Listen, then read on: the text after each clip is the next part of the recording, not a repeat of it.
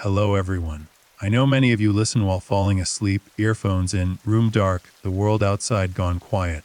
So before we begin tonight, take a second, get comfortable. Pull that blanket a little closer, and leave a comment telling me where you're watching from. And if you're new here, don't forget to like and subscribe. It means more than you know. Now relax. Let's get into tonight's case. There is a particular kind of silence that follows the disappearance of a child. It is not the silence of an empty room or a quiet street. It is something heavier. Something that settles into the bones of a community and never fully lifts. It is the silence of unanswered questions. Of a door that was never opened again. Of a name that keeps being spoken into the void, long after hope has worn itself thin. Tonight we are going to talk about three children. Three children who walked out of their house on a warm summer morning, caught a bus to the beach, and were never seen again. Their names were Jane Arna and Grant Beaumont. Jane was 9 years old. Grant was just 4. And on the 26th of January 1966, on a national holiday in the middle of a sun-soaked Australian summer, all three of them disappeared from Glenelg Beach in Adelaide, South Australia, as completely and as finally as if the earth had simply opened up and swallowed them whole.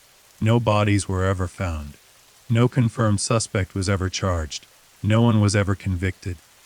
And more than 5 decades later, the case of the Beaumont children remains one of the most haunting, most heartbreaking, and most deeply unsettling unsolved mysteries in Australian history. This is a case that changed a country. Not just in terms of law or policy, or the way communities began to think about child safety, though it did all of those things too. It changed something more fundamental than that. It changed the way Australian families felt about the world outside their front door. Before the Beaumont children, there was a particular kind of innocence that existed in suburban Australia, a sense that children were safe, that neighborhoods were trustworthy, that a beach on a summer holiday was simply a beach.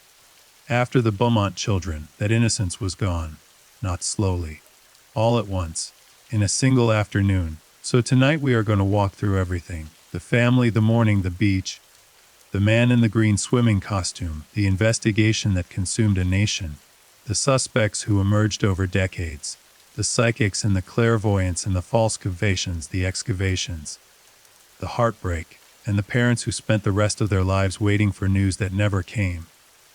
We are going to go through all of it, carefully, respectfully, in as much detail as the record allows, because these were real children.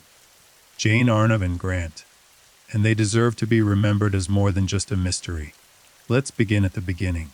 Adelaide in the mid-1960s was a city that wore its orderliness like a badge of pride. It had been planned from the ground up in the 1830s with wide, grid-patterned streets and a green belt of parklands encircling its heart, and it had never quite lost that sense of deliberate, considered design. It was conservative, quiet, and deeply community-minded.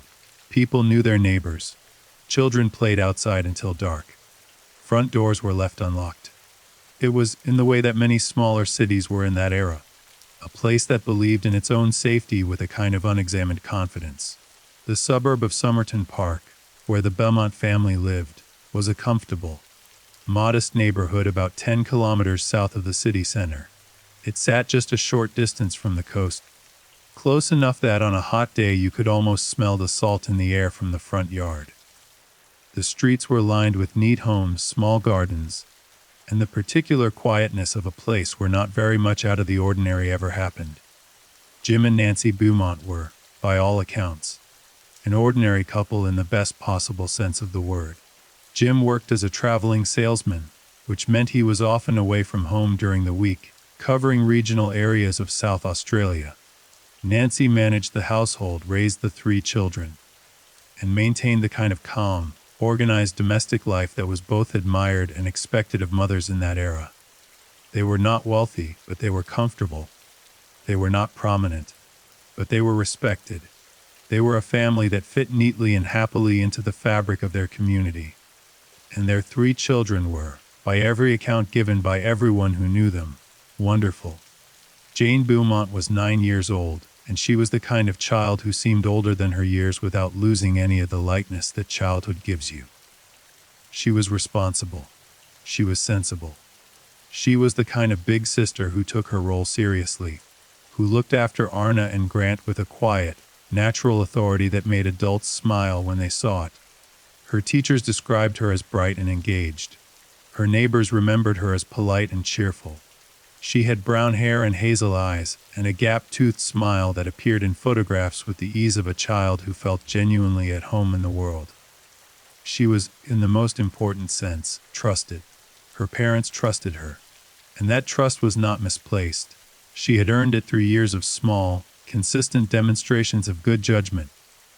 She was the kind of child who came home when she said she would, who looked both ways before crossing the road, who held her little brother's hand without being asked. If you were going to let your children go to the beach unaccompanied on a holiday morning, you would feel safe letting Jane be in charge. Because Jane was the kind of child who made you feel safe. Arna Beaumont was 7 years old, and she was, in the memories of those who knew her, sunshine in human form. She was bright-eyed and energetic and filled with the kind of pure, unfiltered enthusiasm that 7-year-olds carry so effortlessly. She had her mother's dark hair and a smile that arrived on her face the way light arrives in a room, suddenly and completely. She was affectionate. She was curious.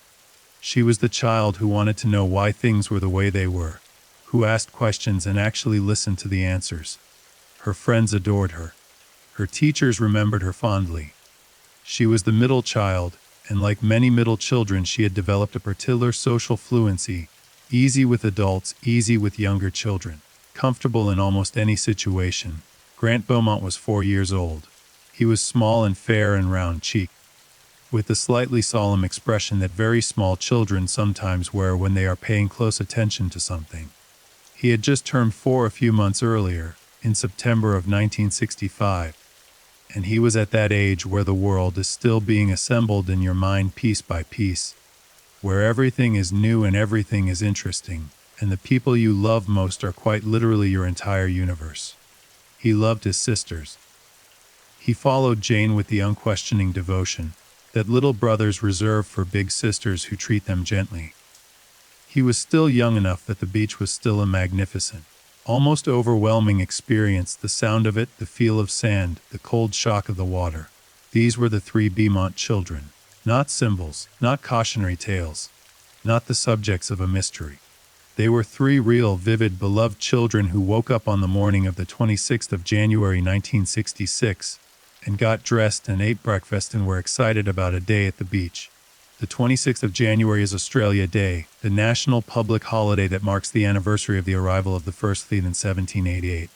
In 1966, as now, was a day off work and school, a day of summer leisure, a day when families went to the beach or had barbecues or simply enjoyed the long, warm hours of an Australian summer afternoon. In Adelaide, it was hot, the kind of hot that makes the air shimmer above the asphalt and pushes everyone toward water. Glenelg Beach, the most popular beach near Adelaide, would have been busy that day, full of families and sunbathers and children running into the surf. Nancy Beaumont had planned to take the children to the beach herself. But something came up that morning, some errand or obligation that required her attention, and so the decision was made to let the children go on their own. This was not unusual. This was 1966.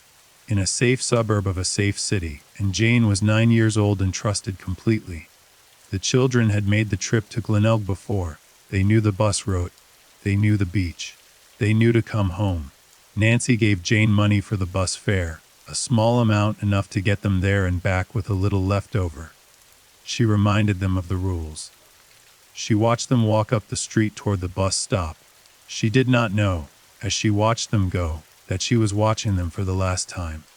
The children caught the number 15 bus from Glenelg, a route they were familiar with. The bus ran from their neighborhood directly to the beachside suburb of Glenelg, a journey of perhaps 15 minutes. They arrived at the beach sometime around 10 in the morning, maybe a little before. It was already warm. The beach was already filling up with a holiday crowd. The sky was clear and blue and enormous, the way the sky gets above a flat coastal city, when there is nothing between you and the horizon. They were seen. This is important. The Beaumont children were seen at Glenelg Beach on the morning of January 26, 1966, by multiple witnesses. They were not invisible. They were not whisked away into the dark the moment they arrived. They spent hours on that beach in full view of other people. And one of those people, one specific person, was with them for a significant portion of that time. A man, a tall man, lean, with a distinctive athletic build, somewhere in his 30s. He was wearing a swimming costume, described by witnesses as pale green or light colored. He had fair or light brown hair. He was seen with the 3 Beaumont children on multiple occasions throughout the morning, playing with them in the water, lying on the sand near them, and at one point apparently buying them food from a nearby kiosk. Multiple witnesses saw this man with the children. Multiple witnesses noted seemed entirely comfortable with him. Not frightened, not reluctant, but relaxed and engaged, as though they knew him or had quickly come to trust him. One witness specifically noted that the children appeared to be having a wonderful time. They were laughing, they were playing, they were not in distress. And then at some point in the early afternoon, the man and the 3 Beaumont children were gone. Nancy Beaumont expected her children home by 2 in the afternoon at the latest. The bus they would normally take home ran regularly, and the journey was short. When 2 o'clock came and went without the children arriving, she was not yet alarmed. Children lose track of time at the beach. The sun is hypnotic. The water pulls you in and the hours pass differently there. She waited. 3 o'clock came. Still no children. Now she began to feel the first edges of unease. She walked to the bus stop. She scanned the street. She went back inside. She waited. The bus that would have brought them home from the beach arrived and stopped at their usual stop, and no children got off. Then another bus. Then another. By 5 o'clock, Nancy Beaumont was no longer simply worried. She was frightened in the particular and overwhelming way that parents become frightened when their children are late, and the light is changing, and the afternoon has stretched far past any reasonable explanation. She contacted neighbors. She contacted people who might have seen the children, and when none of that produced any answers, she did what every parent in that situation does. She called the police. The police were contacted late in the afternoon of January 26, 1966. Officers began making inquiries. The bus driver on the route from Glenelg was contacted. He confirmed that 3 children matching the description of Jane, Arna, and Grant had been on his bus that morning, heading toward the beach. But no one could confirm seeing them on the return journey. A search of the beach area was conducted that evening. It produced nothing. No children, no belongings, no trace. As the evening deepened into night, and the night deepened into early morning, and the Beaumont children still did not come home, the full and terrible weight of what might have happened began to settle over the family, the neighborhood, and eventually the city. Jim Beaumont, who had been away from home, returned. The parents sat in their house and waited. Neighbors gathered in quiet clusters outside. The phone rang. Officers came and went. The children did not come home that night. They did not come home the following day. They did not come home the day after that. They never came home. By the morning of January 27, 1966, the disappearance of the 3 Beaumont children had become the dominant story in Adelaide's newspapers. By the day after that, it was a national story. The images of Jane, Arna, and Grant, their school photographs, their gap-toothed smiles and clear young eyes, were printed on the front pages of newspapers across Australia. The nation looked at those 3 faces and felt something shift. Something that had been assumed to be permanent and solid turned out to be fragile after all. The investigation that was launched in the days following the disappearance was, by the standards of its era, extensive. South Australian police dedicated significant resources to finding the children. Hundreds of officers and volunteers searched the beach, the surrounding suburbs, the dunes, the parklands. Every possible location within a reasonable radius was examined. The search expanded over days and weeks. Nothing was found, but witnesses came forward. Many witnesses. And from their accounts, investigators began to piece together a picture of the children's last known hours that was both detailed and deeply troubling. The first confirmed sighting of the children at the beach was around 10 in the morning. They were seen near the Glenelg jetty, which was a popular gathering point. They appeared happy and relaxed, doing exactly what children do at a beach on a summer holiday, running toward the water, laughing, beginning the process of a day that should have been carefree and ordinary. The man in the green swimming costume was first reported by a witness, who had observed him with the children near the water. She noted that he seemed to know them, or at least that the children were behaving as though they knew him. She observed them together for some time before the image faded from immediate concern, because nothing about what she was seeing alarmed her. A man at the beach with 3 children, a normal sight on a holiday morning. Other witnesses placed the man with the children at various points across the morning. There was a woman who recalled seeing them playing in the shallow water together, the man throwing Grant into the small waves, while the little boy shrieked with laughter. There was a witness who saw the man and the children lying on the sand in a loose group. The children gathered around him in the easy, comfortable way that children gather around someone they like. And there was the witness who reported seeing the man accompany the children to a nearby kiosk or food van, where food was purchased for all 3 children. This last detail was particularly significant, because Nancy Beaumont knew exactly how much money she had given Jane that morning. It was a specific amount, carefully calculated to cover bus fare both ways with a small amount left over. It was not enough to buy food at a beach kiosk on top of the transportation costs. And yet the children apparently had food, which meant someone had bought it for them. And the only additional person who had been consistently observed with them that day was the man in the green swimming costume. He had fed them. He had been with them for hours.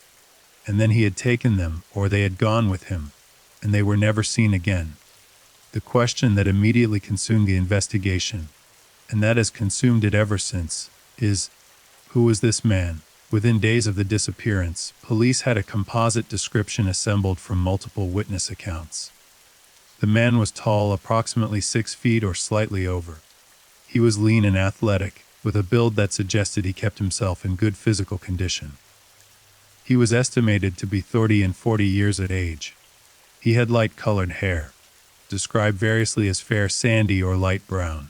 His swimming costume was light green, a detail that multiple witnesses recalled clearly, and he carried himself with a certain ease, a physical confidence, the kind of bearing that people describe when they are trying to articulate why someone seemed comfortable in their body. He was not, by any account, frightening in his appearance. He did not look like a monster. He looked like a man at the beach, which is, of course, exactly what he wanted to look like. Police appealed to the public for information. The response was enormous. Hundreds of calls flooded in, tips came from across Adelaide and beyond. Every lead was followed. Every person of interest was investigated. And despite the scale of the public response, despite the volume of information that came pouring in, not a single piece of it led directly to the identification of the man in the green swimming costume.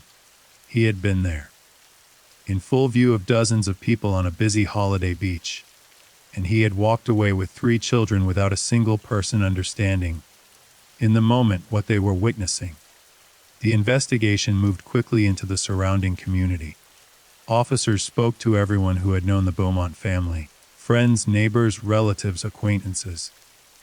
They mapped the family's social connections, looked for anyone who might have had prior contact with the children, anyone who might have known their routine, anyone who fit the physical description of the man at the beach. Nothing concrete emerged. Jim and Nancy Beaumont cooperated fully and completely with police. They answered every question, allowed their home to be searched, provided whatever information they could. They were, by every account, devastated and bewildered. There was no evidence of any family dysfunction, no hidden conflict, no suggestion of anything other than a loving, stable home. The children had been happy. The family had been intact. Whatever had happened at that beach had nothing to do with anything inside the Beaumont house. It had come from outside, from a stranger, or someone who had positioned himself as less than a stranger in the space of a single morning. Someone who had earned the trust of 3 children in the course of a few hours, and then used that trust in the worst possible way. In the weeks that followed the disappearance, The case took on a quality that was unusual even by the standards of major criminal investigations. It became, in some deeply felt way, personal to the entire city of Adelaide. People who had never met the Beaumont family felt the loss of those 3 children as something intimate and real. Women who had children of their own the same age as Jane Arna and Grant found themselves lying awake at night with the images of those 3 school photographs in their minds. Men who had been at Glenelg Beach that day, who might have walked past the man in the green swimming costume without a second glance, felt a particular and private horror at what they might have witnessed without understanding. The community rallied around Jim and Nancy Beaumont in the way that communities do in the face of unthinkable loss. Food was offered. Prayers were said in churches across the city. The Beaumonts' phone rang constantly, not just with police updates, but with messages from strangers who simply wanted to say that they were thinking about the family, that they hadn't forgotten, that they were still hoping. But hope, as the weeks turned to months, became harder and harder to sustain. The investigation continued but produced no breakthrough. The man in the green swimming costume remained unidentified. The children remained missing, and the Beaumont family remained in their house in Somerton Park, waiting for a door that would never open. There is a detail about this case that has stayed with me, and I think it will stay with you too. And it is this: for the rest of his life, Jim Beaumont left a light on in the window of his house at night. He left it on so that if his children ever came home, they would be able to see it. They would know someone was still there. They would know they were still wanted. He left that light on for decades. Jim Beaumont died in 1995, still not knowing what had happened to his children.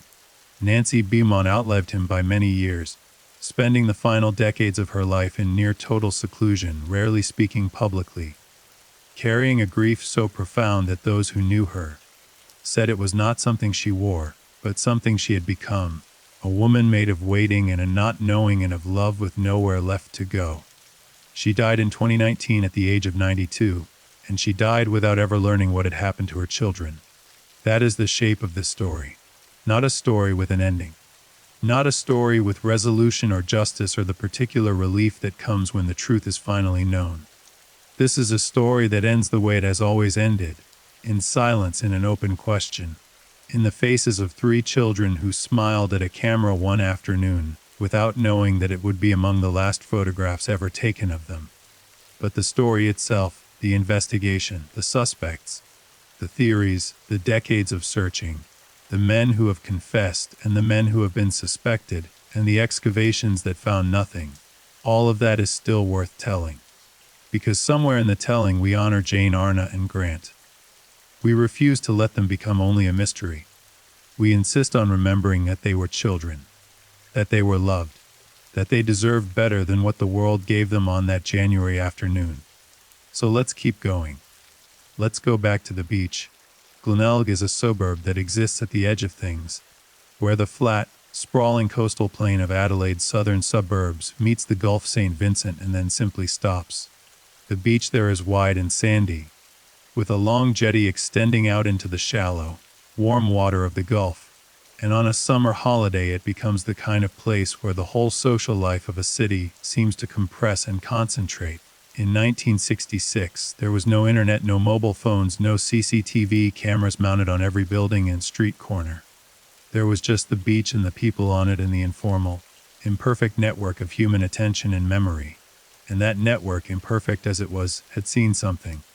Multiple witnesses, as we have already established, had observed the man in the green swimming costume with the Beaumont children. But the witness who provided what became the most forensically significant account of the morning was a woman who had spent a considerable portion of the morning near the area where the children had been playing. This witness provided a careful and detailed account of the man. She described his height, his build, his hair color, his swimming costume. She described his behavior, the ease with which he interacted with the children, the physical confidence of his movements, the way the children responded to him. And she made a specific observation that became central to every subsequent theory about the case. She said the children seemed to know this man. or if they had not known him before that morning. They had come to trust him so completely and so quickly that the result looked like the same thing. They were relaxed with him, comfortable. They ran to him in the water. They leaned against him on the sand. They accepted food from him without hesitation. This is important because it tells us something about how this man operated. He was not a predator who grabbed children from behind, who used force or sudden violence. He was something more dangerous than that. He was someone who knew how to make children feel safe, who could sit down beside 3 children on a crowded beach, and within the space of a morning, earn their complete and total trust. That is a specific skill. It is a skill that requires patience and practice, and a particular understanding of how children think and what they respond to. It is the skill of a particular kind of predator, one who preys not on vulnerability in the conventional sense, but on exactly the opposite, on children who are confident and happy, and used to being around adults they can trust, because that confidence makes them easier to deceive. Jane Beaumont was responsible and sensible. She was the kind of child who was trusted with the care of her younger siblings. She was not naive or unwary, and yet she went with this man, or allowed him to take her siblings, without apparently raising any alarm. Whatever he said to her, whatever he did in those hours on the beach, he had completely convinced her that he was safe. The thought of that is one of the most disturbing aspects of this case. Not just the violence or the loss, but the deception. The careful, deliberate dismantling of a child's very reasonable defenses. In the days and weeks following the disappearance, police worked to establish a more precise timeline of the children's movements at the beach. From the witness accounts, they were able to piece together the following. The children arrived at Glenogue Beach at approximately 10 in the morning, maybe slightly before. They were first observed near the main beach area, close to the jetty. They appeared happy and were beginning to settle into their day. The man in the green swimming costume was first observed with the children at approximately 10:30 or 11 in the morning. The exact moment of first contact is unclear, whether he approached them or they encountered him naturally in the course of play, but by the time witnesses noted him, the interaction was already established, relaxed, comfortable. The children and the man were observed together throughout the morning and into the early afternoon, in the water, on the sand, at the kiosk area. There was no indication at any point that the children were unhappy or trying to leave or in any distress. The last confirmed sighting of the children at the beach was at approximately noon, or perhaps slightly after. After that point, no witness could place them on the beach or in the immediate surrounding area. They had simply, at some point between noon and the early afternoon, ceased to be there. And the man in the green swimming costume had ceased to be there too. The postman was one of the witnesses who came forward in the days following the disappearance. He confirmed that he had seen the children that morning and had noticed the man with them. His account was consistent with the other witnesses. It helped build the composite picture of the man that police were developing. But there was another witness, one whose account added a specific and important dimension to the timeline. This witness reported seeing the Beaumont children at the Glenogue post office, which was located not on the beach itself, but in the nearby shopping strip, a short walk from the waterfront. This was after midday. The children were alone. They were in the post office, and their behavior, specifically this witness's recollection of Jane's behavior, was what made the account significant. Jane, according to this witness, appeared to be attempting to cash or use a check. A check. Not coins from a purse, but a check. The kind of document that no 9-year-old child would have had any ordinary reason to possess. The witness noted this because it was unusual. A child with a check at a post office counter.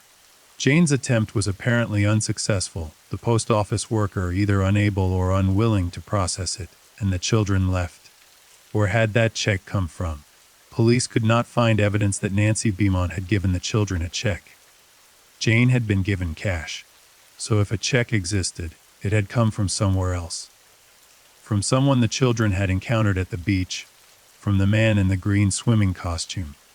If this witness count is accurate and investigators considered it credible, it tells us something significant. It tells us that by midday, the man had given Jane a check, presumably as a means of accessing more money, whether for food, for a bus fare to a different destination, or for some other purpose. It tells us that he had established enough trust with Jane that she was willing to go to a post office and attempt to use this check on his behalf, or on behalf of all of them. It also tells us that the children were still alive at midday, that they were in the shopping strip near the beach, that they had not yet been taken wherever they were ultimately taken. There was still, at noon, a window, a brief and terrible window during which the course of events might have been different. But the check could not be cashed, and the children left the post office, and after that, they were never seen again. The post office account is both significant and frustrating, because it suggests a degree of planning, or at least improvisation on the part of whoever took the children.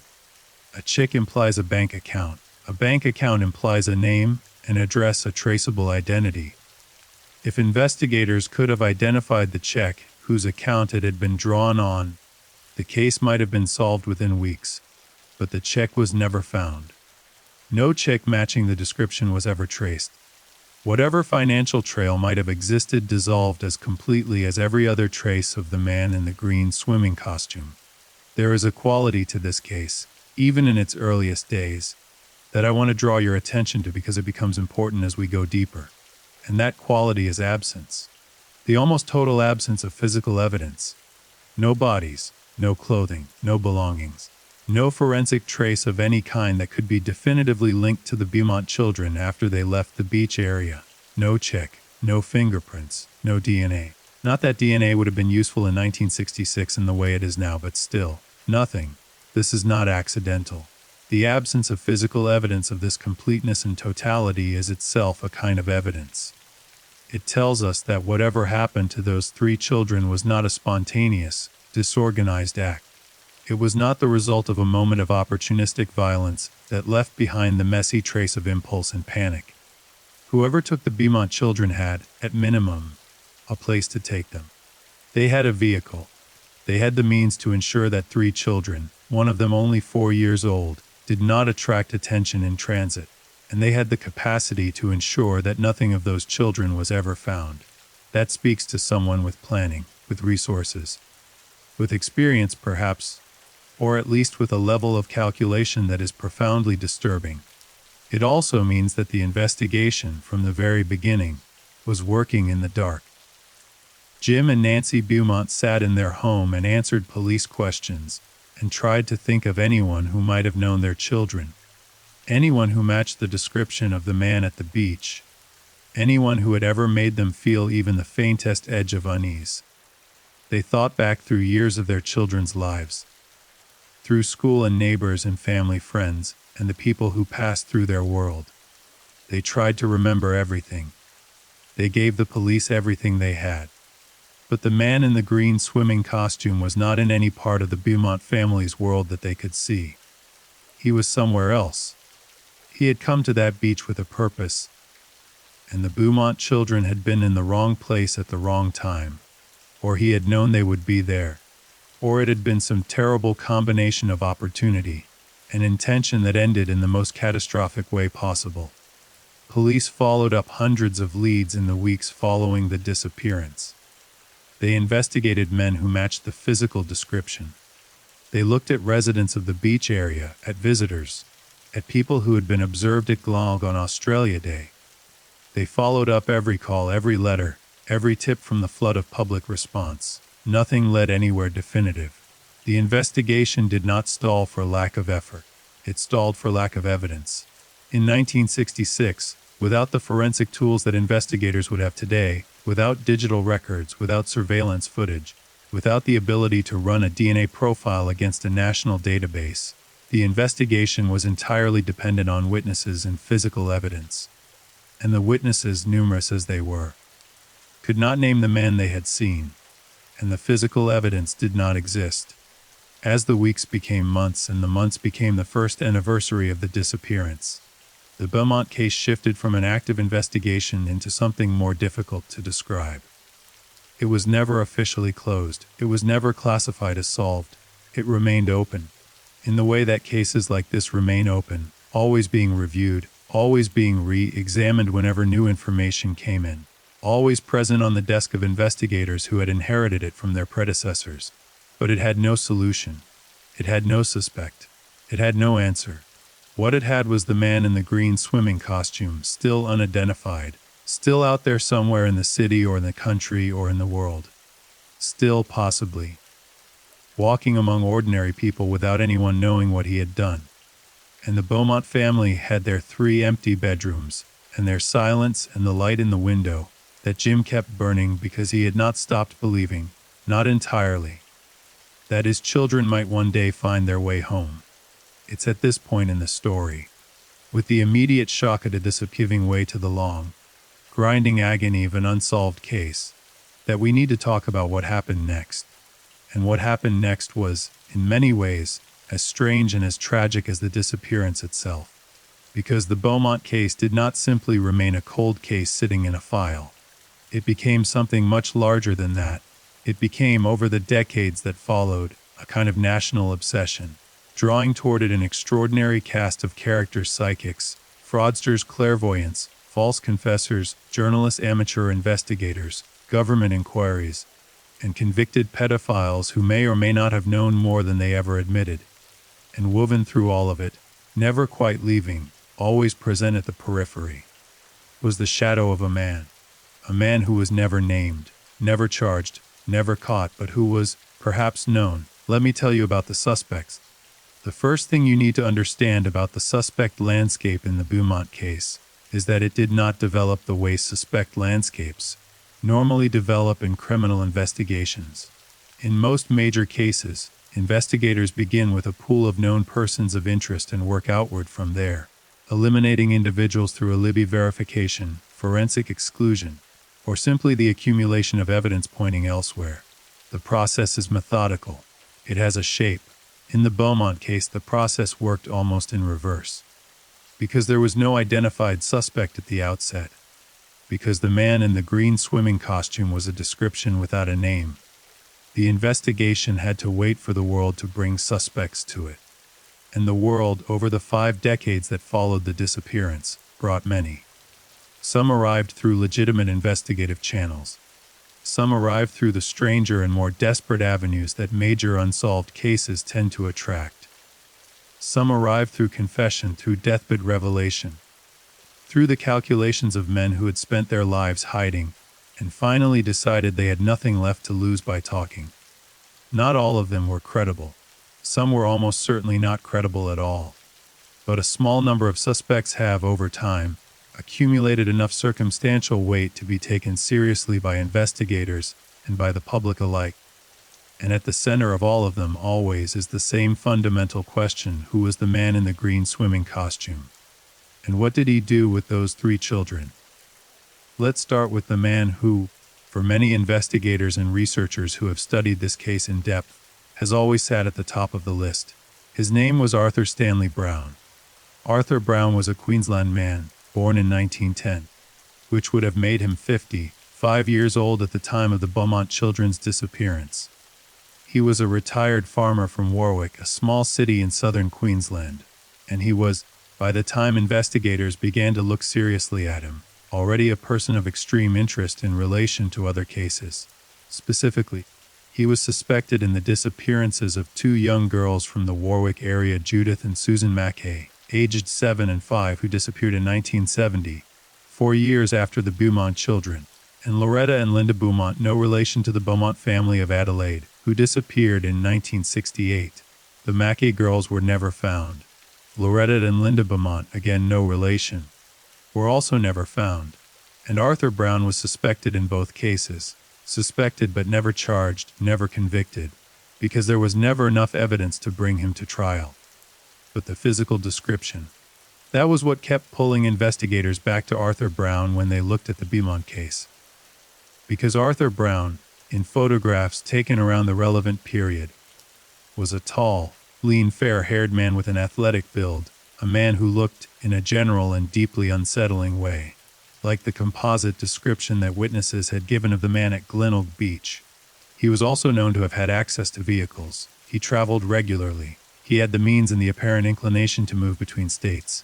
Whether he had been at Adelaide on January 26, 1966, was something investigators spent considerable effort trying to establish. The problem, and it is always the same problem in this case, was evidence. Arthur Brown denied any involvement in any of the cases. His wife and family provided information that investigators found difficult to either fully corroborate or definitively contradict. He died in 2002 at the age of 91, and he died without ever having been charged with anything. He died in the eyes of the law as an innocent man. But the suspicion attached to his name has never fully dissipated, particularly among those who have studied the Mackay and Beaumont cases in parallel. There is a persistent belief that Arthur Brown was responsible for the deaths of at least some of those missing children, and possibly all of them. The geographic spread, the similar victim profiles, the same total absence of physical evidence in every case, it all carries the signature of a single practiced predator, rather than a series of unconnected tragedies. He was investigated. He was interviewed. And then he died, and the truth, if he had it, went with him. The second significant suspect in the Beaumont case is a man whose name you may already know, because his connection to this case, while never proven, has been discussed extensively in the Australian media and in the several books and documentaries that have been produced about the disappearance over the decades. His name was Derek Ernest Percy. Derek Percy was an Australian man born in 1948, which would have made him 17 years old at the time of the Beaumont children's disappearance. He was a sailor in the Royal Australian Navy, and in July 1969, 3 years after the Beaumonts vanished, he was arrested for the abduction, sexual assault, and murder of a 12-year-old in Warneet, Victoria. He was found not guilty on the grounds of insanity, and was committed to psychiatric institutions, where he remained for the rest of his life.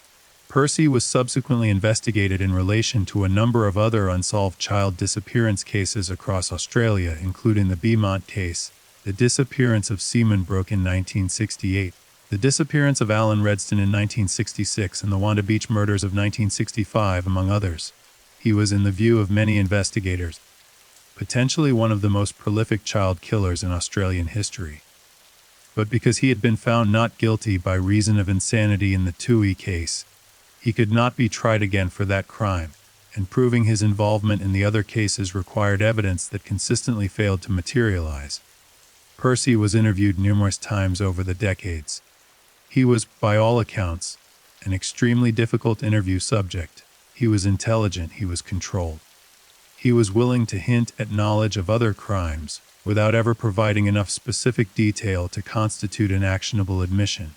He engaged with investigators in what can only be described as a game, offering enough to suggest he knew things, withholding enough to ensure that he could never be prosecuted. He died in 2013, still in institutional care, still without having provided any definitive confession or verifiable information about the Beaumont children, or any of the other cases he was suspected in. What investigators did note, and this was considered significant, was that Percy had been in South Australia in the period around the Beaumont disappearance. He was a young man in the Navy at that time, moving around as naval personnel do, and it could not be definitively established that he was not in Adelaide, or not in a position to travel to it on January 26, 1966. His diaries, which were seized following his arrest in 1969, were examined in detail by investigators. They contained disturbing material. To violence, to fantasies that were deeply troubling.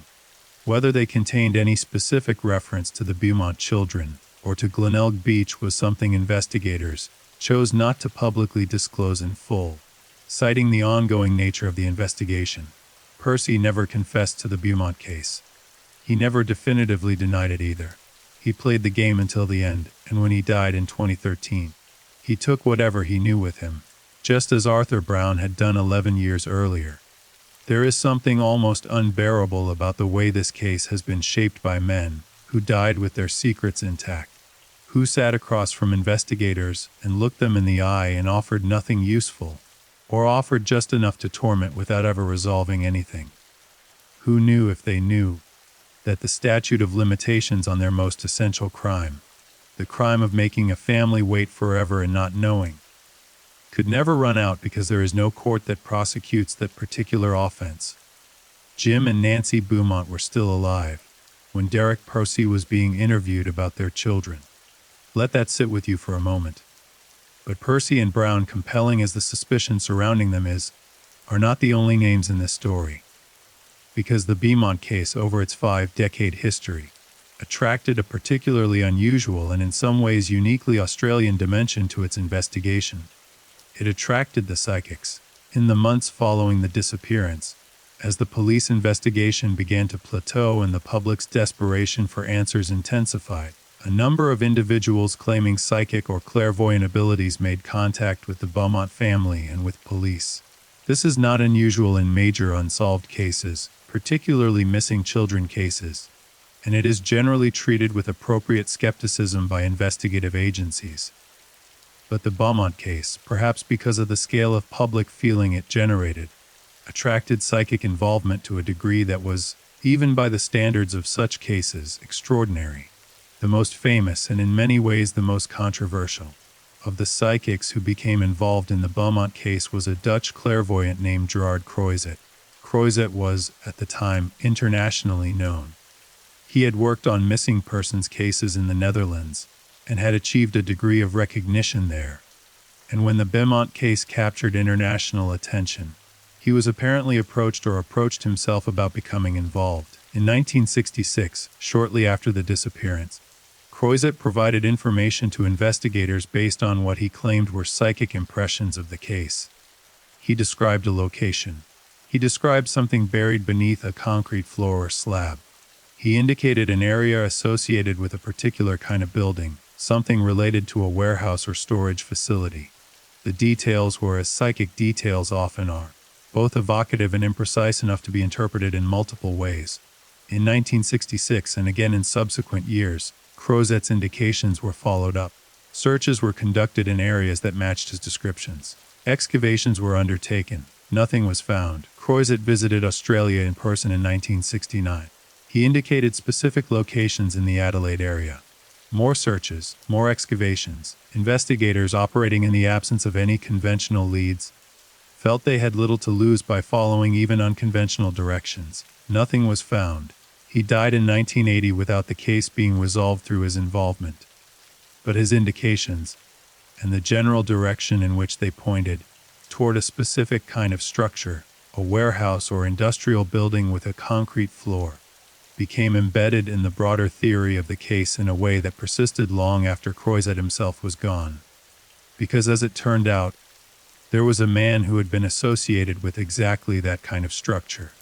A man who, decades later, would become the most intensely scrutinized suspect in the history of the Beaumont investigation. His name was Harry Phipps. Harry Phipps was a local Adelaide businessman who was, by the time investigators began to look seriously at him, already a figure with a deeply troubling history. He was a man of some means, owning property and businesses in the Adelaide area. He was known to be a man who liked children, a fact that was apparently understood in certain circles for what it actually meant, in the way that such things are sometimes understood and not spoken about clearly until it is far too late. Phipps owned a property in Glenelg. Specifically, he owned a property that included a shed or structure with a concrete floor, located in the area close to the beach where the Beaumont children had last been seen. This location, when it eventually came to attention of investigators, aligned with the general direction of Gerard Croizet's decades-old psychic indications in a way that, even for those deeply skeptical of psychic claims, could not be entirely dismissed as coincidence. The information about Phipps came, eventually, through his own family. His son Hayden Phipps came forward years after his father's death with information that was deeply disturbing and, if accurate, potentially significant. Hayden Phipps stated that his father had been a violent and abusive man, that he had sexually abused members of his own family, and that he had, on the afternoon of January 26, 1966, come home with 3 children who were not his own. 3 children who were with him in the house or on the property for some period of time that afternoon. Hayden Phipps was a child himself in 1966. He was present in the home. He had seen these 3 children. and he described them in terms that, while not providing absolute certainty, were consistent with the descriptions of Jane, Arna, and Grant Beaumont. This was not a small claim. This was potentially the most significant piece of testimony in the entire history of the case. If Hayden Phipps was correct, if his memory of that afternoon was accurate, then Harry Phipps had had the Beaumont children at his property afternoon of January 26, 1966. Which would mean that whatever happened to those 3 children happened there, or began there, at a property owned by a man who was already known to be sexually abusive and who had died, conveniently, without ever being publicly identified as a suspect. Harry Phipps died in 2004. He was never charged in relation to the Beaumont case. He was never publicly named as a suspect during his lifetime, though investigators had become aware of him and had begun to examine him seriously in the years before his death. Following Hayden Phipps's testimony, investigators focused significant attention on the Glenelg property, a property that had been owned by Harry Phipps, and that included exactly the kind of concrete, floored structure that Croizet had described decades earlier. The question was whether the concrete had been disturbed, whether something had been buried beneath it, whether 3 decades of grass and development and the normal attrition of time had hidden something that the investigation had been circling around for 50 years. In 2013, South Australian police, working with the Major Crime Investigation Branch, obtained permission to excavate a property in Glenelg that was associated with Harry Phipps. The excavation was significant news in Australia.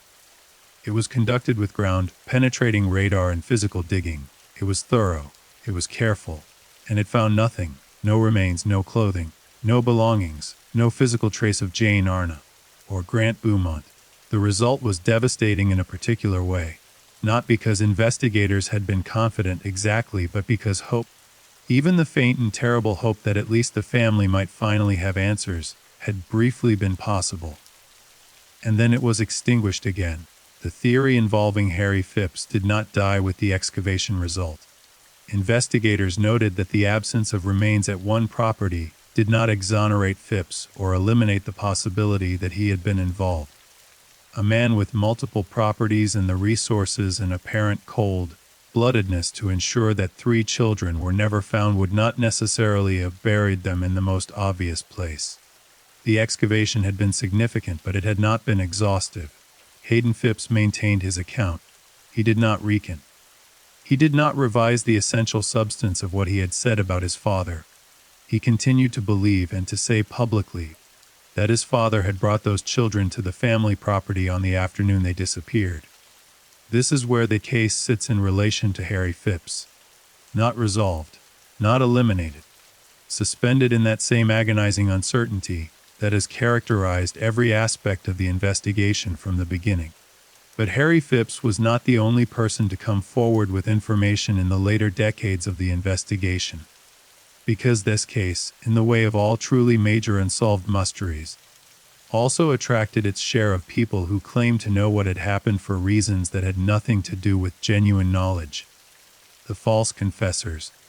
In the years following the disappearance, police received numerous confessions from individuals claiming to have been responsible for the children's disappearance. This is normal in high-profile cases, particularly in the period immediately following major media coverage. Some people confess to crimes they did not commit for attention, for a feeling of significance, because they are mentally ill, or because the weight of other guilt finds an outlet in the most visible available vessel of public grief. Not one of those confessions was credible. Not one provided information that could not have been derived from newspaper reports. Not one led investigators anywhere new. But there was one account, not exactly a confession, that deserves specific attention, because it came not from a member of the public seeking attention, but from a man who claimed, on his deathbed, to have specific knowledge of what had happened to the Beaumont children. The man's name was Bevan Spencer von Einem. Bevan Spencer von Einem is perhaps the most notorious figure in the history of South Australian crime. He was convicted in 1984 of the murder of a 15-year-old boy named Richard Kelvin, the son of a prominent Adelaide television presenter. He was subsequently charged with, though not convicted of, involvement in a series of other murders known as the family murders, a cluster of killings in Adelaide in the late 1970s and early 1980s that involved the sexual assault and murder of young men and boys, some of whom showed evidence of having been subjected to surgical procedures performed by someone with medical knowledge. Von Einem is currently serving a life sentence in a South Australian prison. He has, over the years, made various statements about the Beaumont case that have been carefully noted by investigators. He has suggested knowledge. He has implied involvement or awareness. He has, in the manner that some convicted killers adopt when dealing with investigators, offered hints without offering substance. It is important to note that von Einem would have been approximately 19 years old at the time of the Beaumont disappearance in 1966, and the crimes for which he was ultimately convicted occurred more than a decade later. His connection to the Beaumont case, if any exists, is at this point unproven and subject to significant debate among investigators. What is not debated is his capacity for the kind of violence and predation that the Beaumont case implies. Whether that capacity extended back to 1966 and expressed itself on a beach in Glenelg is something that has never been established. He has never confessed. He has never provided verifiable information. He remains in prison, and the Beaumont case remains open. I want to pause here and draw your attention to something that cuts all of these suspects, all of these theories, all of these decades of investigation, because there is a pattern in this case that I think is worth making explicit. Every significant suspect in the Beaumont case is either dead, imprisoned for other crimes, or otherwise beyond the reach of new prosecution. Arthur Brown, dead in 2002. Derek Percy, dead in 2013. Harry Phipps, dead in 2004. Von Einem, in prison since 1984, aging and in declining health. The man in the green swimming costume, if he is a person distinct from all of these suspects, would now be in his 80s or 90s or dead. Whatever happened at Glenelg Beach on January 26, 1966, it was done by someone who is almost certainly no longer in a position to be prosecuted even if the truth were finally known. The window for justice in the conventional sense, the arrest, the trial, the conviction, that window has almost certainly closed. What the family, what the community, what the country has been waiting for 58 years is no longer justice. It is knowledge. It is the simple, devastating, irreducible fact of what happened. Where are the children? That question has been asked in every possible way for more than half a century. It has been asked by police, by journalists, by amateur investigators, by psychics, by government inquiries. It has been asked by Jim Beaumont until the day he died. It has been asked by Nancy Beaumont through 53 years of survival that was, in the deepest sense, a form of waiting, and it has never been answered. But the story of this case is not only a story of frustration and absence. It is also a story of the extraordinary persistence of human beings in the face of the intolerable, of investigators who spent entire careers on this case and never stopped caring, of a community that never stopped paying attention, of a family that endured the unendurable with a dignity that, even described from a distance of decades, is almost impossible to fully comprehend.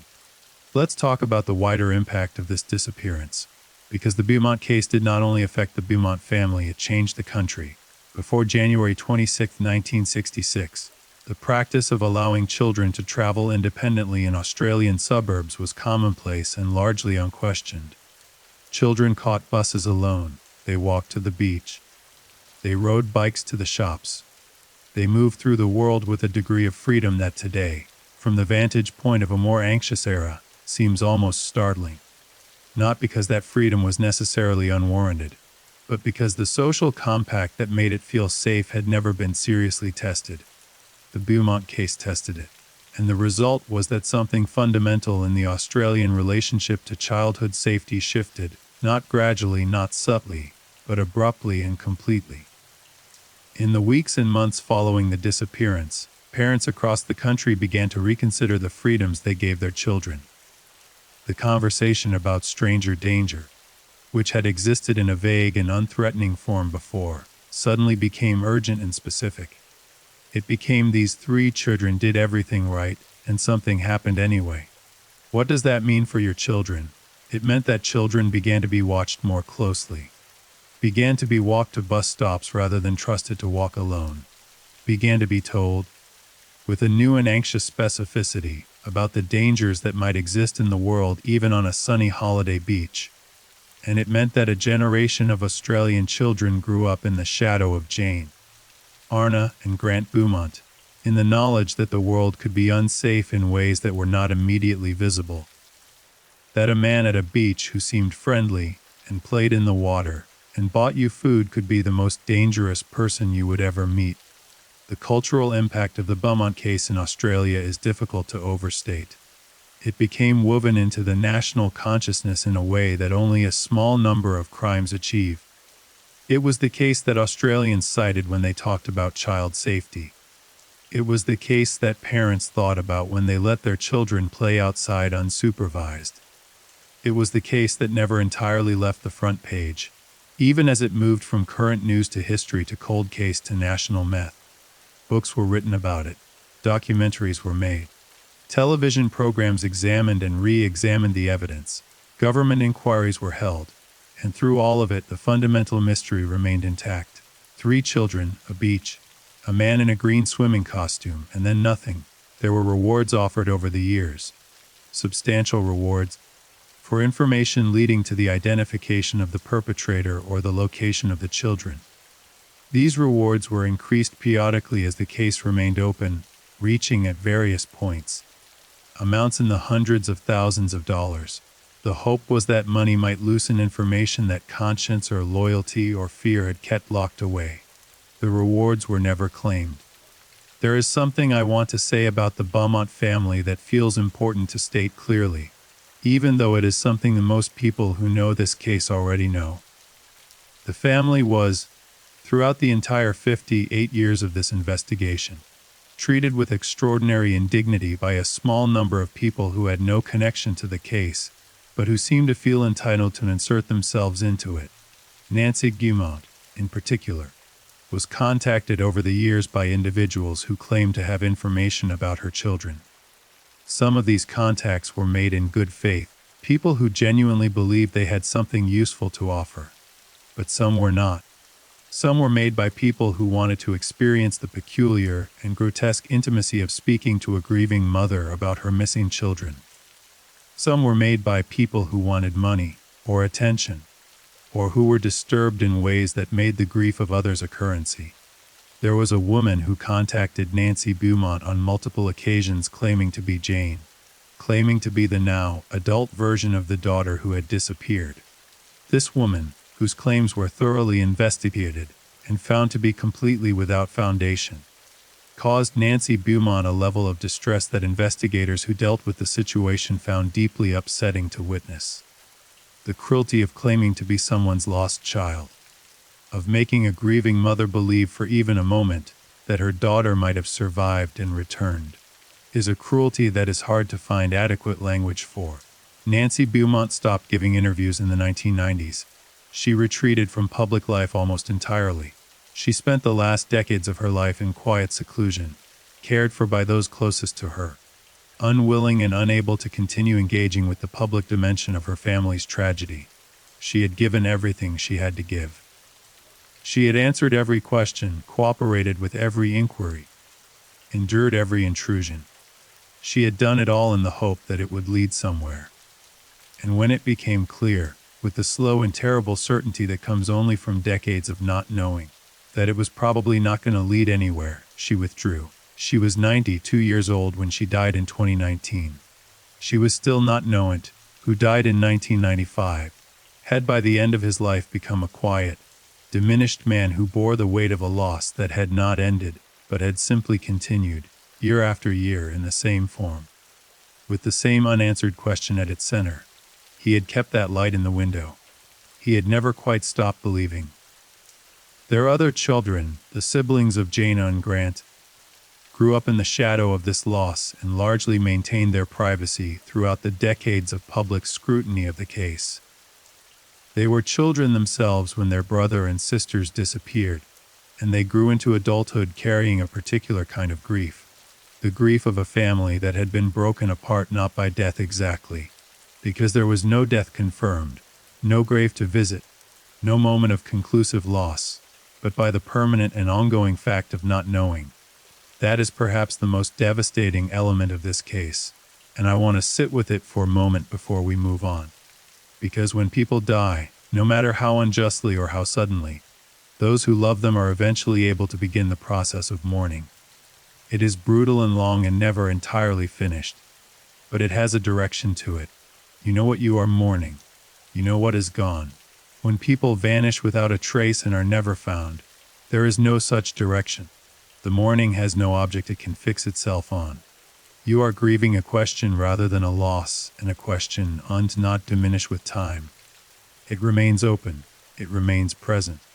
It does not allow the process of mourning to move forward, because moving forward requires acknowledging that something is over. And this case has never been over. Jim and Nancy Beaumont spent 29 years in Jim's case and 53 years in Nancy's case, in that particular and unbearable form of suspended grief. They did not get to mourn their children. They got to wait for them, decade after decade, in the knowledge that waiting was probably futile, but without the certainty that have allowed them to stop. That is what was done to this family. Not only the crime at the beach, but the decades of not knowing that followed it. Let's turn now to the investigation in its later phases, because the case, despite its long cold stretches, did not simply sit motionless. It continued to develop. New leads emerged. Old suspects were revisited. Technology advanced investigators to look at old evidence with new tools. And in the second decade of the 21st century, the Beaumont case entered what many investigators considered the most significant period of active investigation since the immediate aftermath of the disappearance. Much of this renewed intensity was connected, directly or indirectly, to the name of Harry Phipps and to the testimony of his son Hade. But it was also connected to a series of broader investigative developments that brought new resources and new focus to a case that had been open for nearly 50 years. In 2013, as I mentioned, a significant excavation was conducted at the Glenelg property associated with Phipps. That excavation found nothing, but it was not the last excavation, and it was not the last word on the Phipps theory. In 2018, investigators turned their attention to another location. This one was connected not to Phipps's residential property in Glenelg, but to a former factory and warehouse complex in the Adelaide suburb of Castilloy. This industrial site had been, at various points in its history, the location of a business in which Harry Phipps had been involved. It was a large site. It had concrete floors. It had the capacity for anyone with access to it to conceal things. The Castilloy site excavation of 2018 was one of the most significant moments in the modern history of the modern investigation. It was preceded by extensive ground-penetrating radar analysis, which identified what investigators described as anomalies beneath the concrete surface of the factory floor. Anomalies. Areas where the ground beneath the concrete appeared to have been disturbed, or where the density readings were inconsistent with the surrounding areas. These anomalies were enough to justify a full excavation. South Australian police, working with forensic specialists, broke up sections of the concrete floor and began to dig. The excavation was conducted over a period of days in late 2018. It was covered extensively by Australian media. The country watched. The Beaumont family, what remained of it, waited. And at the end of the excavation, the result was the same as it had always been. Nothing. The anomalies, when investigated physically, turned out to have explanations unrelated to human remains. The concrete had settled unevenly in some areas. There had been some previous disturbance of the ground for other reasons, drainage or cable laying, or the normal interventions of industrial site maintenance over decades. None of it was connected to the Beaumont children. The site was resealed, the media moved on, and the case went back to the state it has occupied since January 27, 1966, and open and unanswered. The response to the failed excavation on those who followed the case was, predictably, complicated. Some felt that the Phipps theory had been effectively tested and found to have insufficient evidential support to be pursued further. Others pointed out that a large industrial site is not thoroughly exhausted by a single excavation focused on specific anomalies, that there are many places within such a facility where something might be hidden at ground, penetrating radar would not necessarily detect, and that the absence of a finding in one location was not the same as the absence of anything to find. Investigators did not publicly abandon the Phipps theory following the 2018 excavation. The case remained open. Harry Phipps remained, in the language of the investigation, a person of significant interest, even though he had been dead for 14 years and could never be prosecuted regardless of what was discovered. What investigators continued to hope for, and what the family continued to hope for, was remains, not prosecution. Not justice in the formal legal sense, because that possibility had almost certainly expired. Just knowledge, just the ability to say these children were here, and this is what happened to them, and this is where they are now. The light in the window had gone out when Jim died in 1995. But the waiting had not. There is a particular kind of investigator that major unsolved cases produce over time. Not the officer who catches the case in its first hot days, working the phones and knocking on doors in the immediate aftermath of the crime, but the one who comes later. The one who inherits the file years or decades after the initial investigation has plateaued. Who sits down with boxes of yellowed statements and faded photographs, and the accumulated weight of other people's failed efforts, and decides, against all reasonable expectation, that they are going to find something new. The Beaumont case produced several of these investigators over its 58-year history. Men and women who poured years of their professional lives into a case that had defeated everyone who came before them, who read the same witness statements, who interviewed the same aging witnesses again, who walked the same stretch of Glenelg Beach trying to see it the way it had been on that summer morning in 1966. Who did all of this knowing that the odds of a breakthrough were, at best, remote. One of the most significant of these investigators was a retired detective named Mostyn Matters. Matters spent years examining the Beaumont case in close detail, and it was his work, along with the work of other investigators and researchers who followed similar threads, that helped bring Harry Phipps into the foreground of the investigation in the way I described in the previous section. But Matters also did something else. He went back to the witnesses who had been present at Glenelg Beach on January 26, 1966, who are, by the time investigators revisited them in the 1990s and 2000s, middle-aged or elderly. Some had died. Some had moved away. Some had spent decades carrying the weight of what they had seen without ever fully processing what it meant in the context of what had happened to the children. They had been young adults or children themselves on that holiday morning, and what they had seen had taken on a different quality over the years, sharpened in some ways by the knowledge of what had followed, muddied in others by the natural attrition of memory across time. Memory is not a static thing. This is something investigators and forensic psychologists understand clearly, even if it runs counter to our intuitive sense of how recollection works. We tend to think of memories as recordings, fixed impressions of events that we can retrieve intact at will. But memory is actually much more dynamic than that. It is a reconstructive process. Every time we recall something, we are not simply playing back a recording but actively rebuilding the memory from its components. And in that rebuilding process, the memory can be subtly altered. Details can be added or changed without our awareness. Confidence in a memory can increase even as its accuracy decreases. This is particularly significant in the context of the Beaumont case, because the witnesses who saw the man in the green swimming costume were not describing him in a vacuum. By the time they were formally interviewed, they had already been exposed to extensive media coverage of the disappearance. They had heard descriptions from other witnesses. They had seen the composite sketches that investigators produced. And all of that exposure had, inevitably, influenced the way they remembered what they had seen. This is not to say that the witnesses were lying, or that their accounts were worthless. They were not, and they were not. The core of what they described, a tall, lean, fair-haired man in a light green swimming costume who spent several hours with the Beaumont children on that morning, was consistent across multiple independent accounts, and was therefore almost certainly accurate in its essential shape. The man existed. He was with those children. But the finer details, the precise estimate of age, the exact shade of hair, the specific dimensions of height and build. Those details had been filtered through years of subsequent exposure and the natural processes of reconstructive memory. Which means that while the composite picture of the man was almost certainly broadly accurate, its precision, the kind of precision that would allow you to look at a photograph and say with certainty, yes, that is the man, had probably been eroded by time.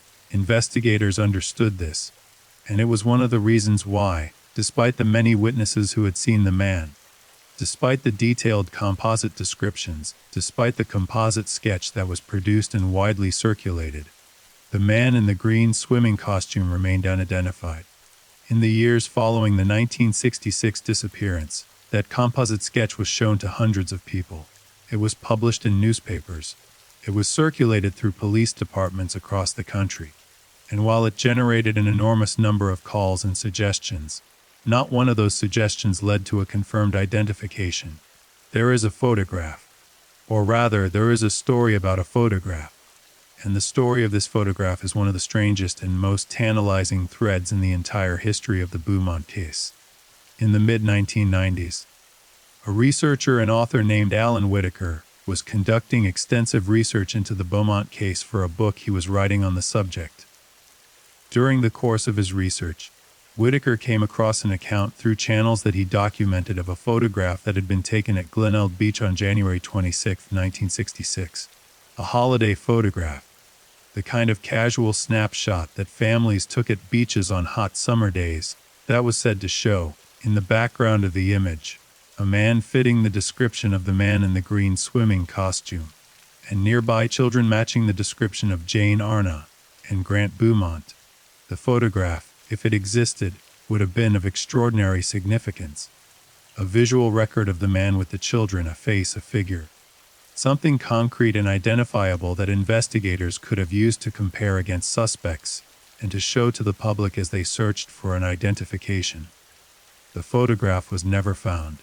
Whether it truly existed, whether it had been lost or destroyed, or simply never been what the account suggested, is not known.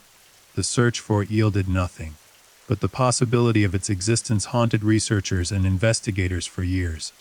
In a case built almost entirely on verbal description and the imperfect records of human memory, the idea of a photograph, of a fixed and objective visual record, was almost painfully tantalizing. It was another of this case's characteristic cruelties. The suggestion of something that might change everything, followed by nothing.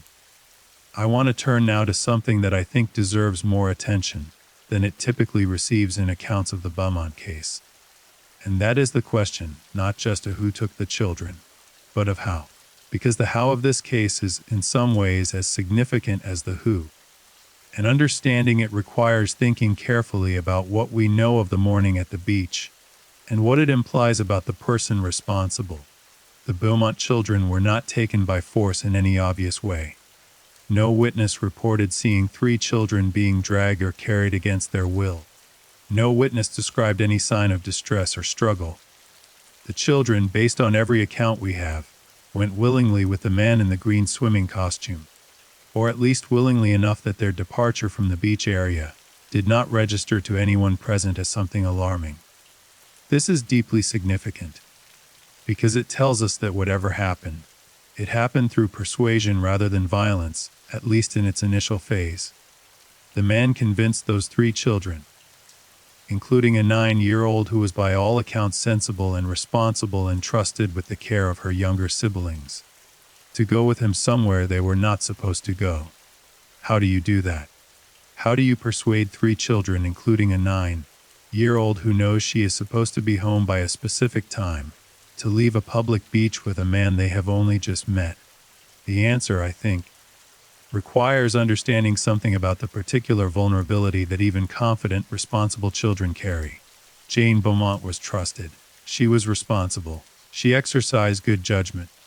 And none of those qualities would have protected her against someone who knew precisely how to exploit the specific social dynamics of a child in her position. Think about it from Jane's perspective. She has been entrusted with the care of her younger siblings. She takes that responsibility seriously. She is 9 years old and she is, in the most fundamental sense, trying to do the right thing. Now a man she has spent several hours with on the beach, a man who has been kind and fun, and who has bought them food and played with Grant in the water. A man who in every observable way has been exactly what he appears to be, a friendly adult at the beach. Now this man makes a suggestion. Maybe he says he has something interesting to show them nearby. Maybe he says he can give them a lift home, which would solve the problem of the bus fare they may no longer have after the food. Maybe he says something that connects to whatever the check was about, that he knows somewhere they can get it cashed, that he wants to help them. Whatever he said, it was calibrated precisely to overcome exactly the defenses that Jane would have had. He had spent the morning building trust. He had invested hours in being safe and friendly and likable.